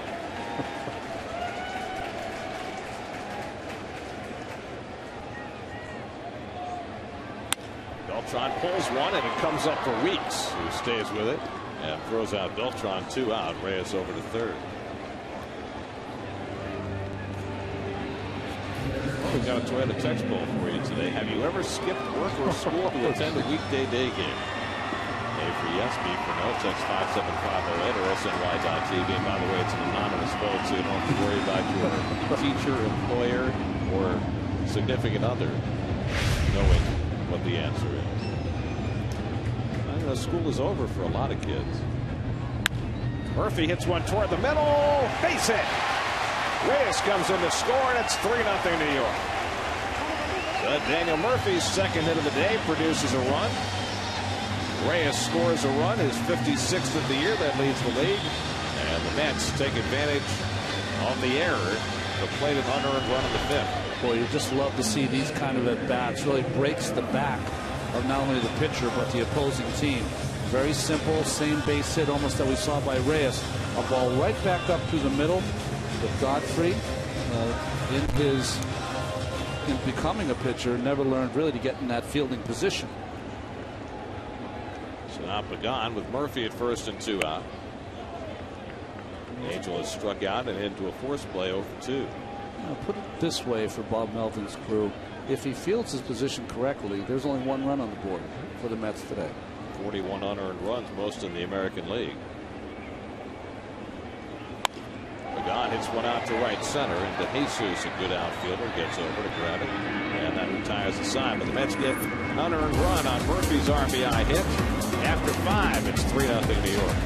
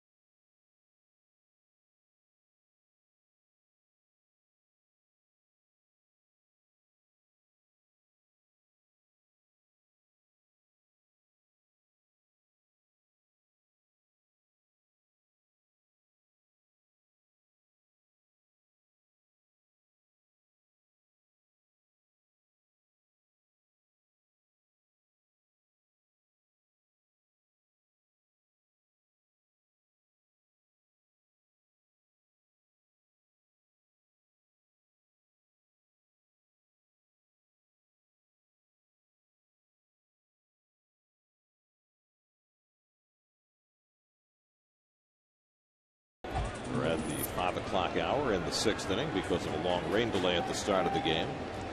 Coco Crisp leads off against Chris Capuano, who has pitched a gem so far. Capuano's allowed just 4 hits, all singles. He hasn't walked a batter. He struck out 7 over the first 5 innings, just 1 shy of his season high. And Crisp hits one out to center field. Should be easy for Pagan. 1 away. Let's check in with Chris Carlin. He's got a New York State Smokers Quit Line game break.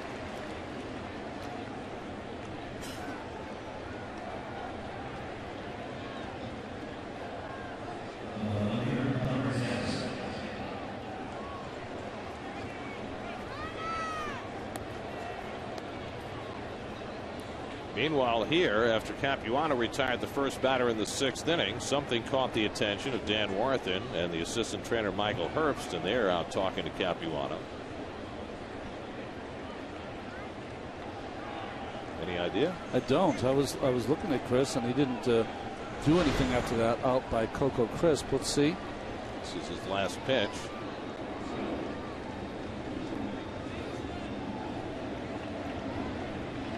Certainly didn't betray anything being wrong. That sounds to me like there was maybe something that happened on the bench, and they were just trying to make sure that he was all right. Well, he satisfied Warthen and Herbst that he was okay. And he'll stick around to face Connor Jackson. Jackson is 1 for 2, singled to center and struck out. And he takes ball 1 low. Capuano now with 71 punch-outs. That's second to Jonathan Neese. That's something that I don't think any of us expected.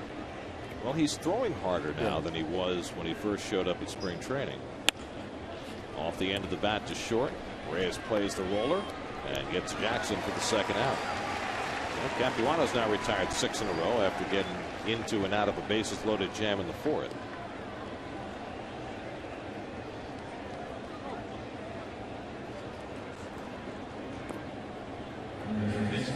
And now Hickory High School's Scott Sizemore.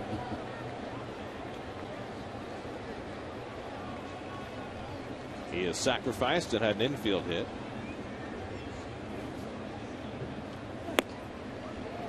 You know, guys, the interesting thing about Capuano, in his past, he had always been known to kind of work out almost too much. And yesterday when I interviewed him during the game, and then when we followed him between starts a few weeks ago, he talked about knowing when is enough and knowing when to rest. And, you know, maybe he's learned from his past by kind of overexerting and maybe help leading to the injuries, you know? It's interesting, Kevin, that at this time of year, if I had it going well, as you see the balls and strikes for Capuano, if I had it going as well as Chris has it, I mean, throwing strikes, my breaking pitches are good, my changeup's good, I would start to reduce the time I spent in the bullpen in between starts. I'd throw less. I'd do a lot of long tossing to keep the arm strength up, but spend a lot less time in the bullpen trying to refine, because there's no refining to do. Earlier he had said, you know, if he had a bad outing, instead of doing, say, 45 minutes of cardio, he'd do an hour and a half. And now he's not doing that. He's doing his routine and sticking to it. He's behind Sizemore. A rare time he's been behind today. And Sizemore fouls back 3-2. Well, the Mets are going to get Pedro Beato up in the bullpen. So whatever it is that might be troubling Capuano, it's not enough to take him out, but enough to have a safety valve, because he has not shown any signs of weakening. He's only thrown 82 pitches. Now the 3-2 to Sizemore, and he fouls it off. You know, Kevin, when the starting pitchers go through their, you know, running of 2 or 3, 4 miles, whatever, in between starts, one of the reasons you do it is because it really relates to pitching. You start in the middle, it's very painful, but you finish at the end, and that's very much what a starting pitcher wants to do. Those are the kind of things you try to replicate in between starts. A little flare out into right center for a base hit, and over goes Pagan to cut it off, and he misses it, and it goes behind him. Sizemore at second, and he'll stop there. Probably would have had a double anyway, and they will score it that way. He's sitting by Sizemore now. He's gone to left center field, now to right center field, and Angel kind of tried to surround that so he would be able to come to the ball and make an accurate throw to second base. But Sizemore's got some good speed, and there would have been no play. Now, if he had picked up his third base coach here and it had been less than 2 out, he probably would have tried for third, but with 2 out, was not going to take that gamble. So now he's at second with Mark Ellis, the batter. Just the 5th hit for the A's, and their first extra base hit of the game off Capuano. Ellis has one of those 5 hits, a single to left in the 4th, after a terrific turn at bat. Ellis getting his first start since coming off the disabled list, and his first ever start at first base. Long-time Oakland second baseman takes a strike, and it's 0-2. Very interesting. His last at bat, he sat on the changeup from Capuano, able to get that base hit. How does Chris counter? Comes back with 2 cutters.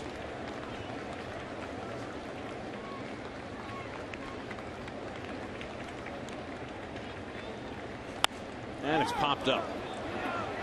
Duda coming in from first to call. And the side retired. He caught it in foul ground. A double and one left. We'll see whether Capuano's done or if he can come back out for the seventh, up 3-0.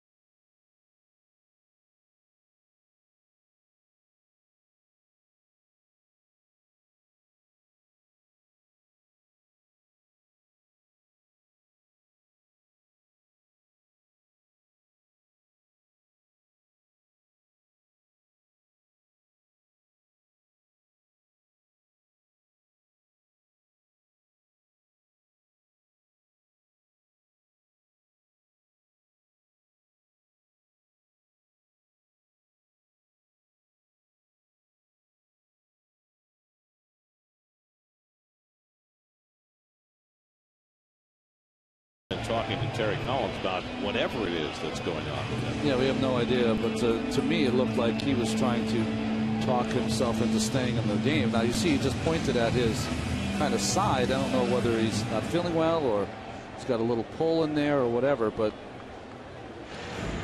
to me it looks like he's trying to talk into staying in the ballgame. The Mets are going to keep their bullpen busy as Jason Bay leads off in the bottom of the sixth. Jason has singled and scored and flied out to right, 1 for 2. That's with a 3-0 lead as they bat in the sixth against the rookie right-hander Graham Godfrey. Craig Breslow, the left-hander, up in the Oakland bullpen as Godfrey is up over 100 pitches working in the sixth inning. And Bade lifts one out to left center. Local crisp calling. One away. By the way, just one more insight on the Jim Riggleman, Washington Nationals resignation. This is a bit of irony. Riggleman had 3 prior managing jobs in San Diego with the Cubs. If you look at Pedro Beato over the bullpen, and his most recent one before the Nationals was when he took over on an interim basis in Seattle from the then manager John McLaren, who got fired. Well, now McLaren was Riggleman's bench coach with the Nats, and presumably, at least on an interim basis, he'll replace Riggleman. Wow. That's pretty funny. That is. Lucas Duda singled and scored in the second, flied out to left in the fourth. 105 pitches now for Godfrey, and his fastball misses high, 2-1.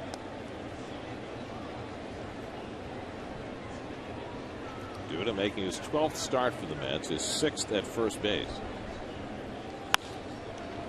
And he lifts one down the left field side into foul ground and out of play. 2-2.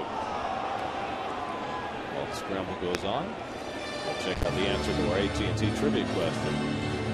We asked you the 2 pitchers who appeared in 75 games with the Mets and the A's. They both here today. Wow. So if I do the addition there, it's $3.99 for me, but I had a couple up north of the border, so I made it over 400. So someone had the audacity to put me over there over 400 times. Well, the Mets traded Disringhouse into the A's, where he established himself as a noted closer before moving on to St. Louis. K-Rod was very hard on himself after the game last night. I mean, he used the word pathetic, he used the word embarrassing to talk about his recent performance. I would tell you, Gary, barely remember it, but you just feel so down after a game when you feel like you not only let down yourself, but even more importantly, you feel like you let down your teammates, and but it happens. It's part of the game. The other team's trying too. Connor Jackson took a nice at bat. Judah with a tough swing and a miss. That's the 4th strikeout for Godfrey. 2 out. Well, that's that cutter again, getting on the outside of the baseball. And Godfrey, sometimes that ball will not cut in. It kind of just rises out of the strike zone. For what I'm trying to say, I guess, it's almost like penance. If you just call yourself out because you can't believe that you kind of made a mess of it, it kind of lets you get it off your shoulders and start anew the next day. Josh Tolley, the batter. Doesn't it make a difference, though, when your team wins the game? I mean, if you personally messed up and your team wins, doesn't that, reduce that mea culpa just a little bit? It definitely does, but I think what Frankie's feeling, what any guy in his position would feel, is there shouldn't have been 13 innings. If I get it done, other guys don't have to pitch. We don't have to have guys playing 13 innings, all that kind of stuff. That all comes into play. So you just feel responsibility for that. Now Godfrey falls behind Tolley 3-0.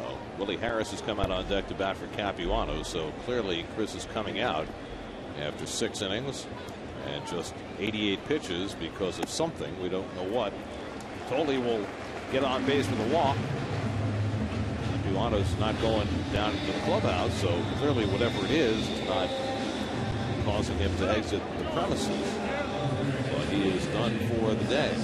Beato will be on the pitch in the 7th. Second walk given up by Godfrey. Landon Powell's gone to the mound. Let's see if they're buying time for the bullpen, and apparently they are, because Bob Melvin's coming out to make a double switch. He's got the lefty Breslow ready in the bullpen with the left-handed pinch hitter Harris announced into the game, and he's going to make a double switch. Chris Carter, who was just called up today by the A's with Josh Willingham going on the disabled list, is going to come on the field. Not the Mets Chris Carter. This is the other Chris Carter.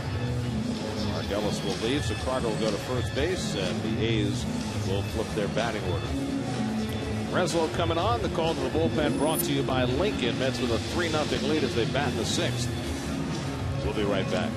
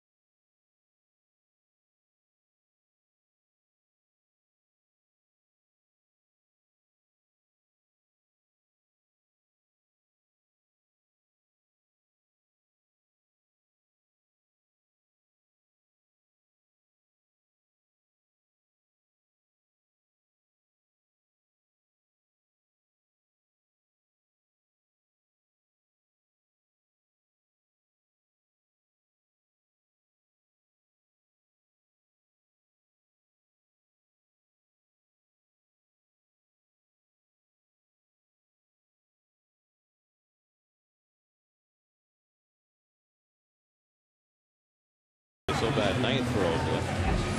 And Craig Breslow will make his third appearance in 3 games in this series. Yeah, he has not given up a run. He's been outstanding for these Oakland A's this season, coming off an outstanding 2010. 75 appearances and set a record for strikeouts by a left-handed reliever for the A's last year with 71. But you see the lefties are hitting .404 against him. And in fact, Willie Harris had a hit against him in the 9th inning last night. And Harris, announced as the pinch hitter, takes ball 1. Harris facing Craig Breslow, the first Yale product to reach the major league since Ron Darling. His route was a little different than mine. I think he ended up at a tryout. Just wanted to try to get a chance to play professional baseball. Now he's made a wonderful career as a left-handed reliever. Good for him. At one point, was pitching in the Atlantic League for the New Jersey Jackals. So it took him a while, but he has really established himself the last couple of years. Jose Reyes would be next. And Breslow, unlike you, majored in molecular biophysics and biochemistry. I can barely pronounce those. And Harris has another base hit against this left-hander. Well, Breslow has given up hits to Harris each of the last 2 days. And the Mets have 2 men on. And Willie, who had just 2 pinch hits all year before last night, has 2 in 24 hours. Yeah, he's caught a little fire coming in pinch hitting. A lot of it has to do with has not been putting the ball in the air, line drives and ball on the ground. So an RBI chance for Reyes, who is 1 for 3 today, singled in a run in the 2nd, reached on an error and scored a run in the 5th. Mets now have 7 hits in the game. The first 6 against Graham Godfrey, who worked 5 2/3 innings in his 3rd big league start. Reyes pulling off the changeup, and it's 0-1. He's taken more big cuts lately than we had seen all season. Well, there's the difference between the changeup from Capuano and Breslow. More of a traditional circle grip for Breslow. Good pitch on the outside corner. And Reyes pops this one up. Foul. Carter backing up to make the grab, and he dropped the ball. No catch. He had it. He dropped it. Carter just brought on the double switch. That's embarrassing. Well, he came in, he found his mark, but you'll watch almost like he took his eye off the baseball once he had gotten in position to catch it. See how he looks down, almost like he's looking into the crowd instead of looking the ball right into the glove. Does not hit the pocket, and the ball dropped by Carter. They can call that an error, can't they, Gary? Yeah, it is an error for prolonging the time at bat. 2nd error for the A's, both on balls hit by Reyes. 0-2 the count to Jose. And he lines one up the middle. A base hit. Around third comes Tolley. Crisp will not try and throw home.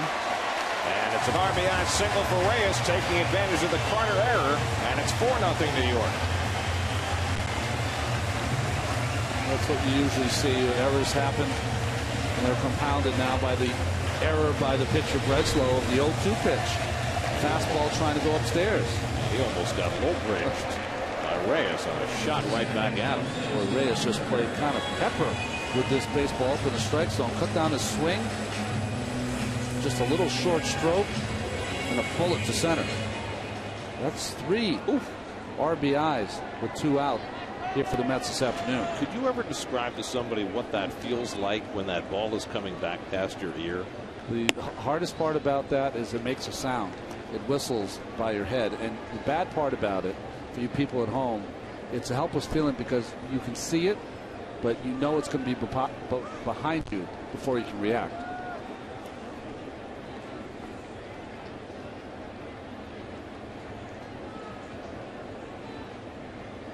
One and 0 to Turner with 2 out and 2 on, and the fastball by him 1-1.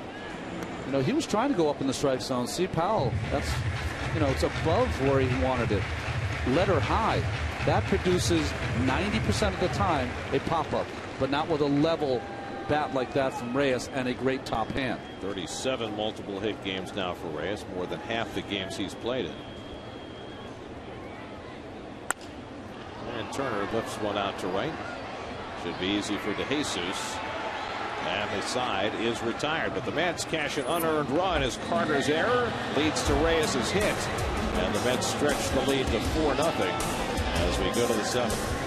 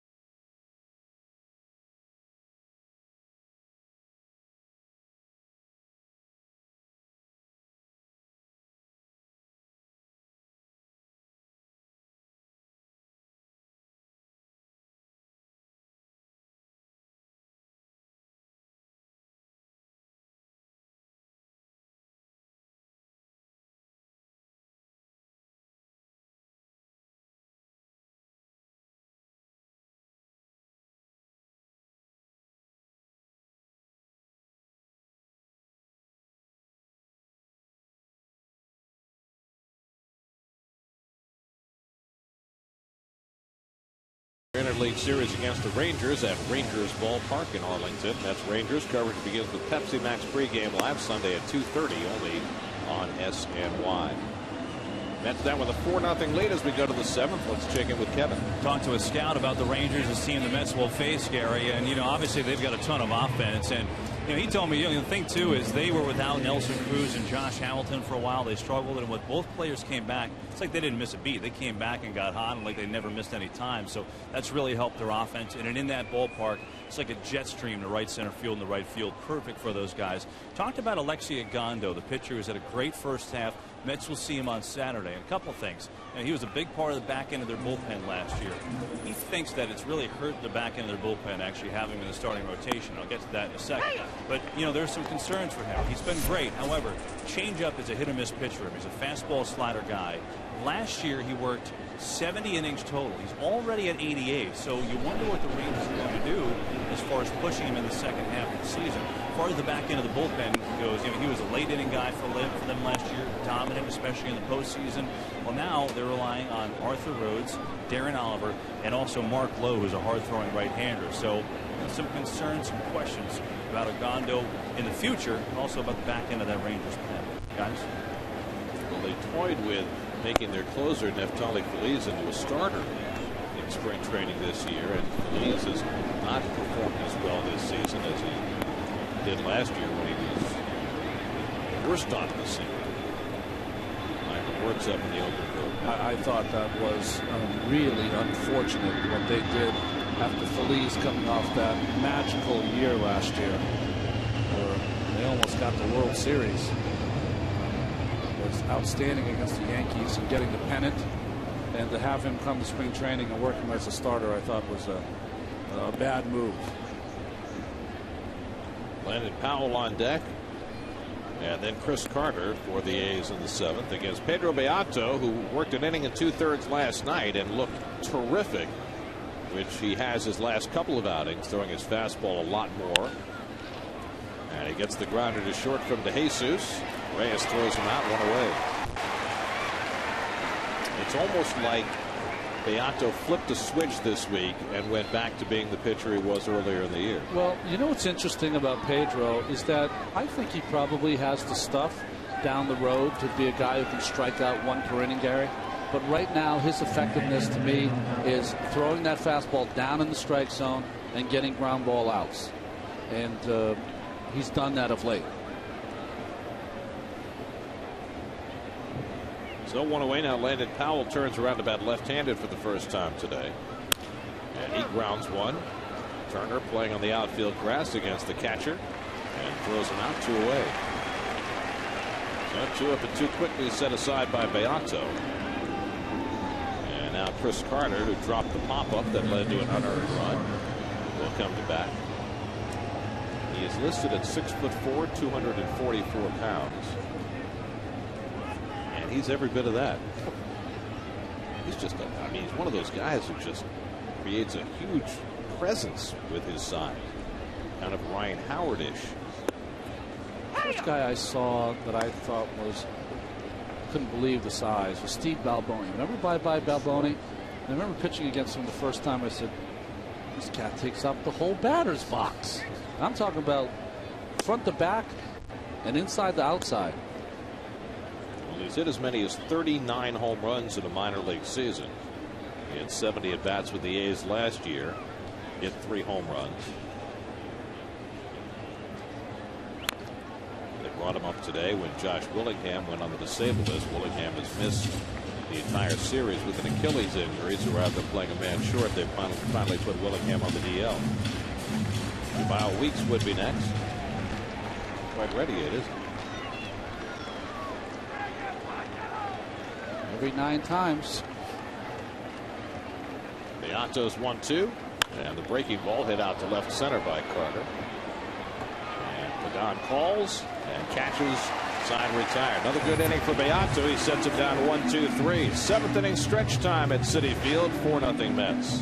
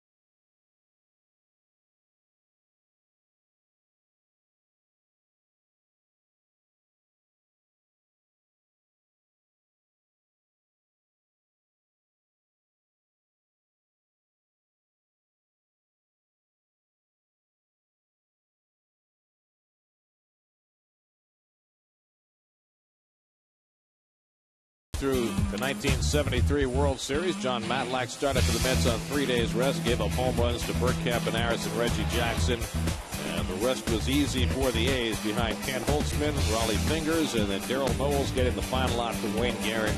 The A's winning the 6th and 7th game to take the World Series from the Mets, 5-2 in that last game. Rusty had a great World Series. Boy, every Met fan who was alive remember that Yogi started Seaver and Matlack on 3 days rest instead of going with George Stone, and they've been moaning about it for almost 40 years now. I mean, it would have been such an unlikely title, as much of a miracle as 1969 was. The 73 team came from last place on the 30th of August. We're just 3 games over 500, and beat a dynasty team in the Reds in the LCS, and almost beat another dynasty team in the A's in the World Series. Michael Wirtz on to pitch the bottom of the 7th and throws a strike to Beltran. So you're telling me if they won in 73, it would have been more unlikely than the 69 team? Well, it was different. Okay, I mean, it would have been different because the Mets were already established as a pretty good team. It's just that they had so many things go wrong for them during that 73 season. They had injuries. They had ineffectiveness. I mean, I mentioned it last night. Tug McGraw was awful for the first 5 months of that season, but had a great September and a wonderful postseason. 0-2 to Beltran, and he hits one weakly out to Weeks. 1 out. So 82 and 79 on the season. Wow. They got to first place and 500 the same day. That's how weak the division was. In fact, the National League East was typically referred to that year as the National League Least. And all 6 teams in the division were in it going down the stretch in September. Daniel Murphy takes ball 1. Murphy is 2 for 3 today, including an RBI single in the 5th. Well, we got word on Chris Capuano and what knocked him out of the game after 6 scoreless innings. The word is that Capuano had discomfort on the right side of his abdomen. So I don't know if that means he's got the start of a strain or a pull or what that might be. But it was enough to take him out of the game for precautionary reasons. And Murphy has his 3rd hit of the day. Got an off-speed pitch and pulls it through the hole. And Murphy, who had been just 4 for 31 coming into the game, is 3 for 4 today. Well, we asked in our Toyota text poll if you ever skipped work or school to attend a weekday day game. And if you're a baseball fan, you've done it. Absolutely. 20% of the people are lying. Exactly. Right? Wow. So here's Angel Pagan, who's 0 for 3 today. Angel just 1 for 10 in this series. And Wirtz throws him a strike. Michael Wirtz working for the 2nd straight day. He pitched the 11th inning last night. Gave up no runs and 1 hit.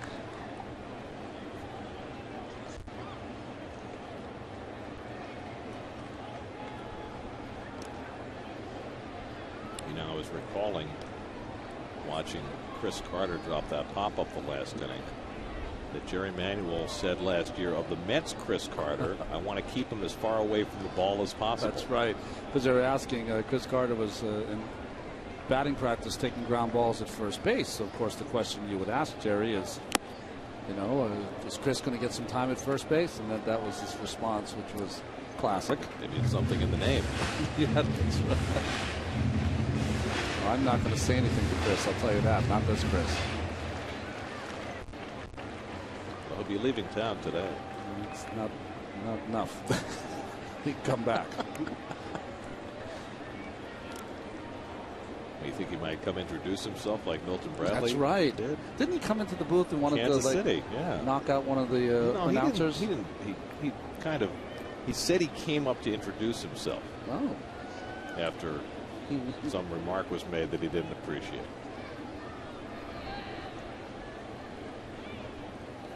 And Pagan down swinging at the breaking ball from Wirtz.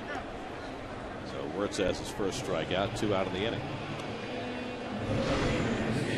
It's a nice tight breaking ball there from Michael Wirtz, who we've seen in the Chicago Cub uniform. Good fastball for strikes, and able to get out of strike zone there with that good slider.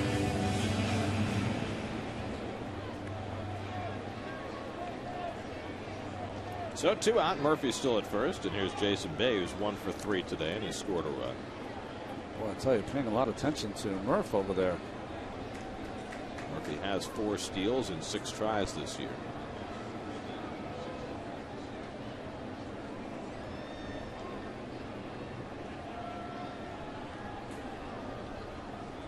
And there he goes. Powell with the throw, right on target, and he's out. Great throw by Landon Powell. Leads with the tag, and that ends the inning. You can't make a much better throw than that. Powell showing off his arm, and Murphy is out. After 7, 4-0 Mets.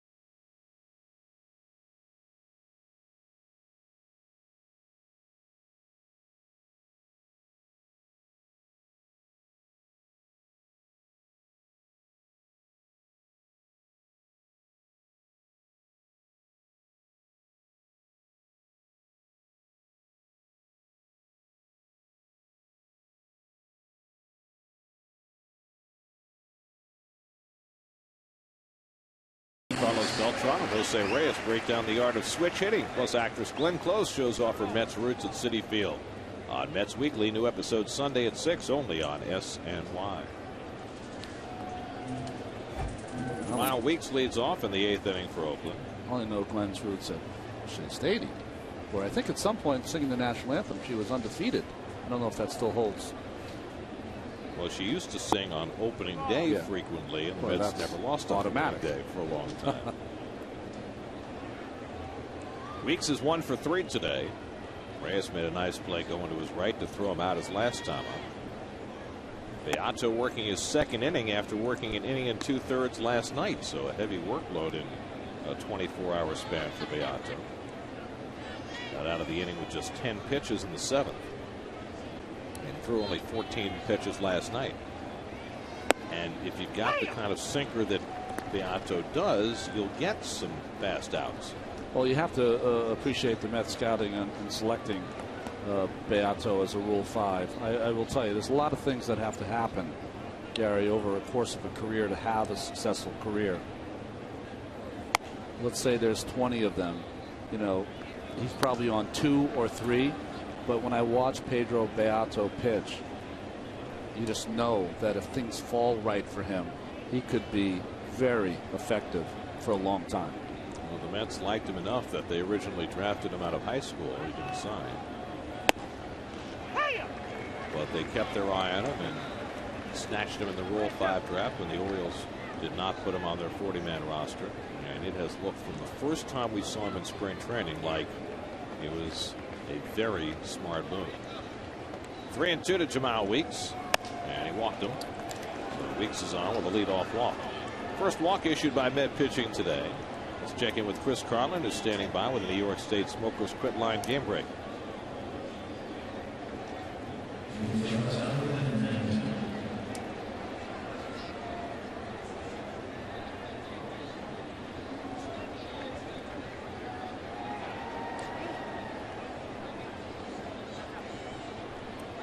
Dunsing pitching for the Twins, who had won 15 of 17 before Ryan Vogelsong and the Giants beat him last night. The Twins went from 16.5 back to 6.5 back in 3 weeks. And I think in that run, Gary, as Jason Isringhausen gets ready, in that run, I believe they won 3 or 4 games 1-0. So the table turned on them a little today. How about Vogelsong as Dan Warthen goes out to the mound?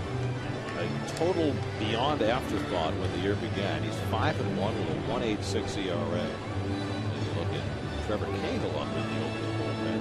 Cahill normally a starter. Maybe getting some work or throwing in between starts. Yeah, I would think that maybe they were holding him back for maybe an early exit. In case Godfrey had a tough day.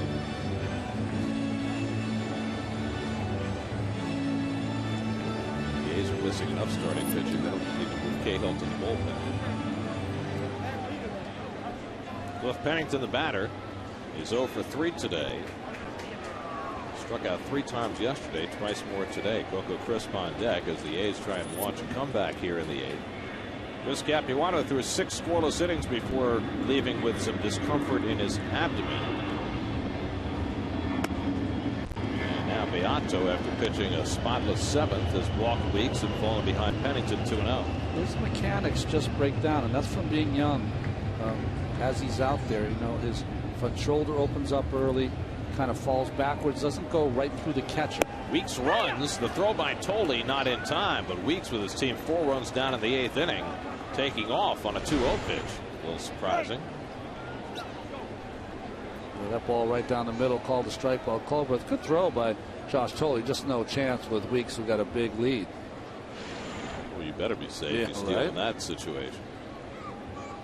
2 steals today, 4 in the series for Weeks. Toward the middle of the diamond, but Reyes playing near the bag. Throws out Pennington, 1 out as Weeks moves over to third. So Pennington 0 for 4 today. And now Coco Crisp will come up. Crisp is 0 for 3. His 10-game hitting streak in jeopardy as he bats in the 8th. Well, the infield will be back. They'll concede the run. Murphy at third base is going to play even with the bag, but Doodle will be back. See the outfield playing pretty shallow, crisp, not a lot of power. Batting left-handed for the first time today, and totally drops it. Ball 1.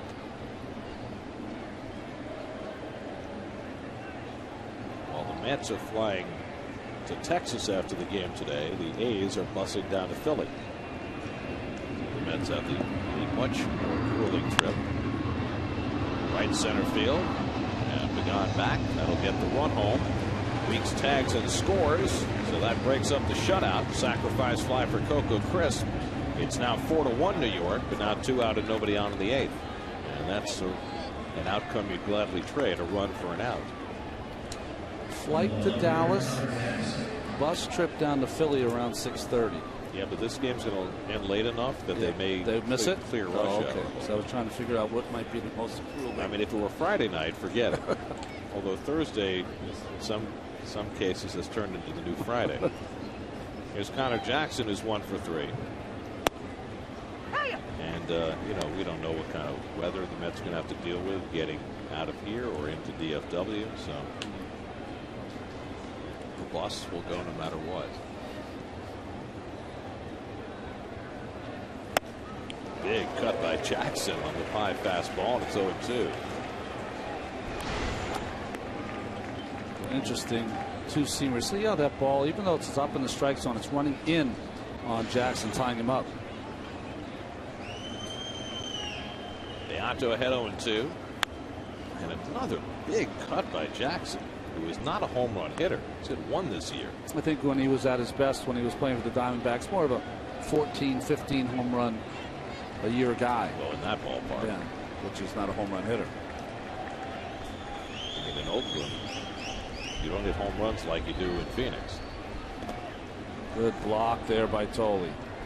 Now, those are the things you love to see. Calls a slider.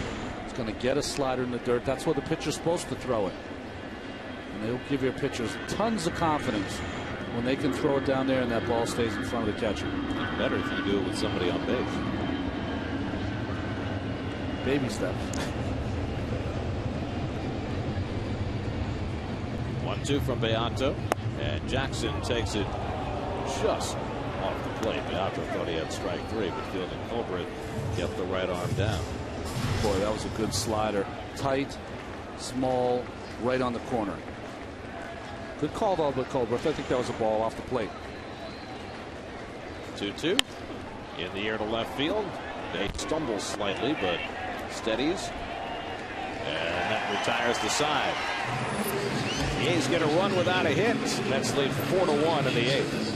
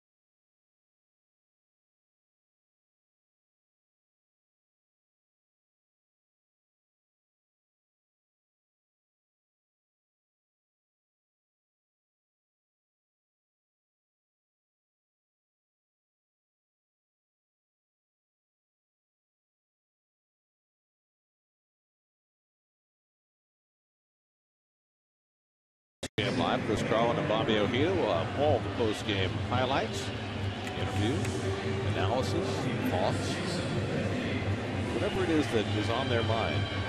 They sat around a long time last night before they got on the air. They've been sitting around a long time today, so I'm sure Bobby has cooked up every manner of analysis for today. Percentage of games that start on time this year. That'll be the first one they'll address. Jason Bay leads off against Michael Wirtz in the home 8th. Bay is 1 for 3 today. Singleton scored back in the 2nd. We saw K-Rod up in the Mets bullpen getting ready to get back on the horse today after blowing his last 2 save opportunities, including the one last night. Beato with 2 good innings, allowed no hits and 1 run. Well, Terry Collins addressed the media before the game, was talking about that he knows or believes that Francisco throws better when he pitches more often, and this is one of those, I guess, games that you can fit him into. Get him prepared or get him a good inning before you go to Texas. Well, if the Mets don't score, it will be a save opportunity in the 9th. And Bay fouls one off field, and Caldwell takes another hit. Second time he's been nailed today. I like it, though. He just shakes it off. I know the catcher's going out to give him a couple of seconds, but this one straight into the chest. Oh, maybe more of the shoulder. I thought it hit the chest. Yeah, more of the right shoulder. Boy. I don't care how much equipment you have on Gary. That hurts. Look, and still got a smile on his face. Love it. It's a great fraternity of catchers and umpires. Nobody else knows what that's like. He's probably saying to Powell, you know, you got that big body there.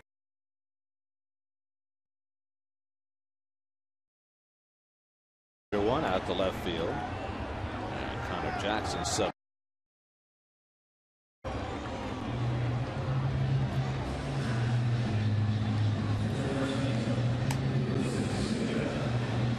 Here's Lucas Duda, who's 1 for 3. Duda singles right, scored a run in the 2nd. Since then has flied out and struck out. The Mets today with 4 runs and 9 hits. The A's 1 run and 5 hits. Rubber game of the 3-game series, delayed at the start for 2 hours and 15 minutes by rain. But the Mets getting an outstanding pitching performance today from Chris Capuano before he left with some discomfort in his side, and that was certainly bear watching.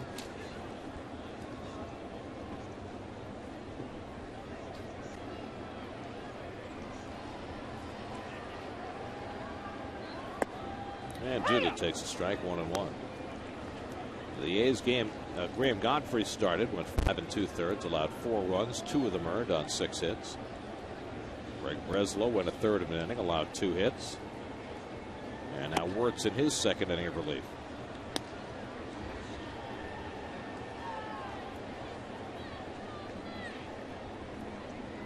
Somebody in the dugout looks like he's throwing gum out to the kids in the stands behind the dugout. Slow ground ball for Weeks, and Duda retired 2 away. We talk all the time about pitchers and their release. How about catchers? Wow, that's pretty amazing. Now you have to remember, all that equipment, have to make a quick throw.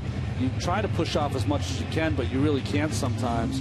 And the thing about Powell, Murphy had a great jump, and his delivery for a big guy is about as quick as you'll see. I mean, you're not winding up like a pitcher, and you still get it out there 75 miles an hour. 126 feet. That's pretty good. Yeah, right? Josh Tolley up for the 4th time. A single and a walk today. He's 1 for 2.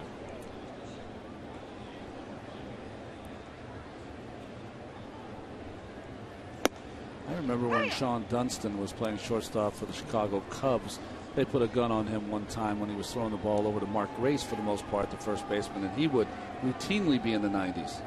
Well, the thing about Dunston, he did wind up. Well, he said he couldn't throw just you know, that little lollipop throw to first base because it was always inaccurate. So his most accurate throw was his hardest throw.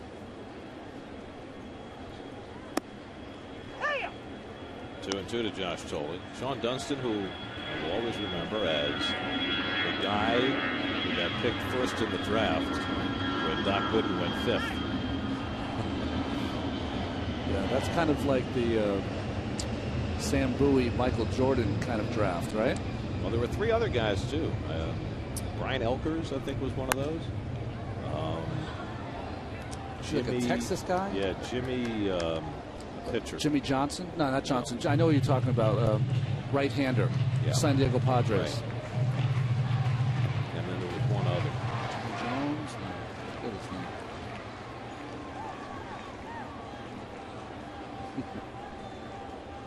Doc was a pretty good pick at number 5. Well, we've heard of so much draft talk, of course. Baseball just having theirs, and basketball, I guess. Has it happened, or it's happening soon, right? The NBA? It's tonight, isn't it? Tonight? No interest.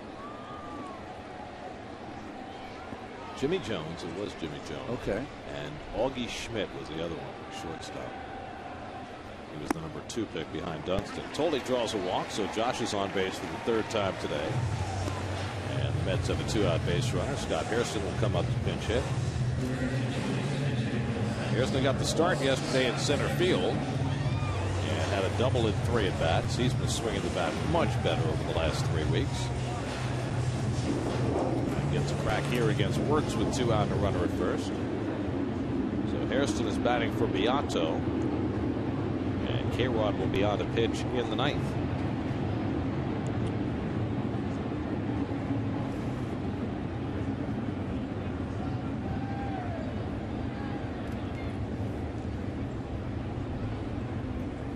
On the way, with the long rain delay that the fans sat through today, the Mets have announced that tickets from today's game can be redeemed for complimentary tickets to the Mets game against the Padres on Thursday, August 11th. And that applies to all tickets to today's game. So that's a nice gesture. Yeah, nice move. Reward people for their patience.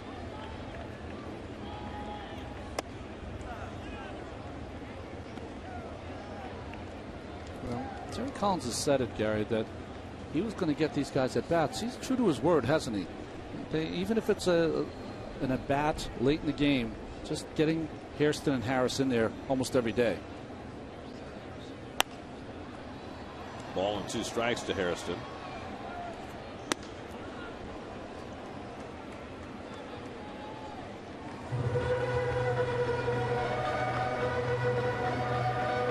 Well, that's the Mets' next home game. They have very few, only 3 home games before the All-Star break after today. They got the trip to Texas and Detroit, come home to play the Yankees for 3, and then go to LA and San Francisco, taking them to the All-Star break. Hairston tries to hold. He went around, strike 3. Second strikeout for Wirtz in relief. So the Mets are done in the bottom of the 8th, and now it's on to the 9th. K-Rod back to the mound with a 4-1 lead.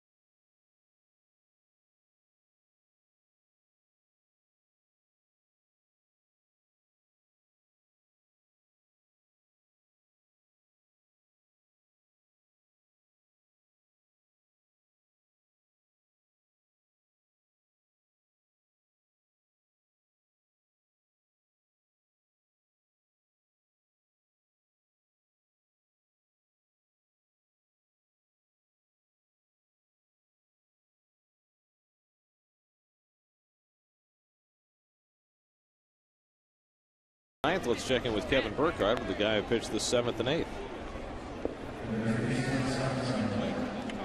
Yell and tried to, and struggled a little bit there.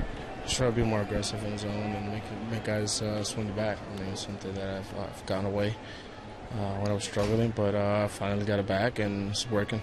How frustrating was it? You were in such a great groove, and then you go on the DL and kind of breaks the momentum. How frustrating was it for you trying to kind of get back in that groove again? It's very, because I wasn't finding what it was. I thought it was something mechanically, but just did some thinking, and it was nothing wrong with my mechanics. It was just mentally.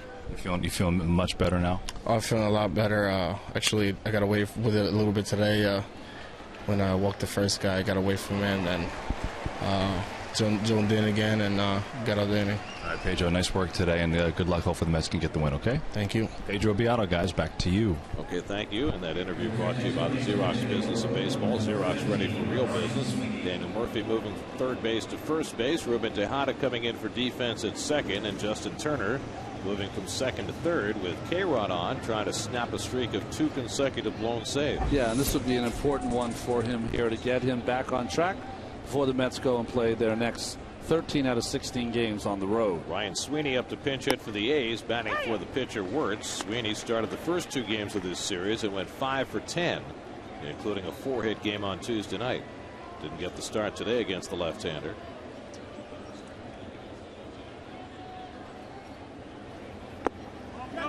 And that curveball, a check swing, and Alan Porter says no swing. 1-1 to Sweeney. Chris Capuano went 6 today, allowed no runs, 5 hits before leaving with discomfort in his right side. Beato with 2 strong innings of relief. Did not allow a hit, gave up a run on a walk. And now K-Rod trying to finish it off. Gary, it's interesting the comments you said that K-Rod made about his breaking ball. Now almost all breaking balls here this afternoon.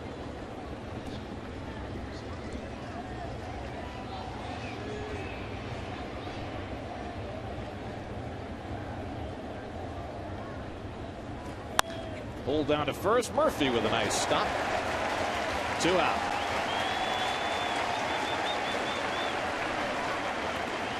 So Sweeney retired. 2 out and nobody on. Boy, that's a good play by Murph. That ball was scalded. Puts that ball right into the glove, right in the pocket, and makes a fine play. So the A's are down to their final out. David DeJesus is 0 for 2 today. Was hit by a pitch in the 4th.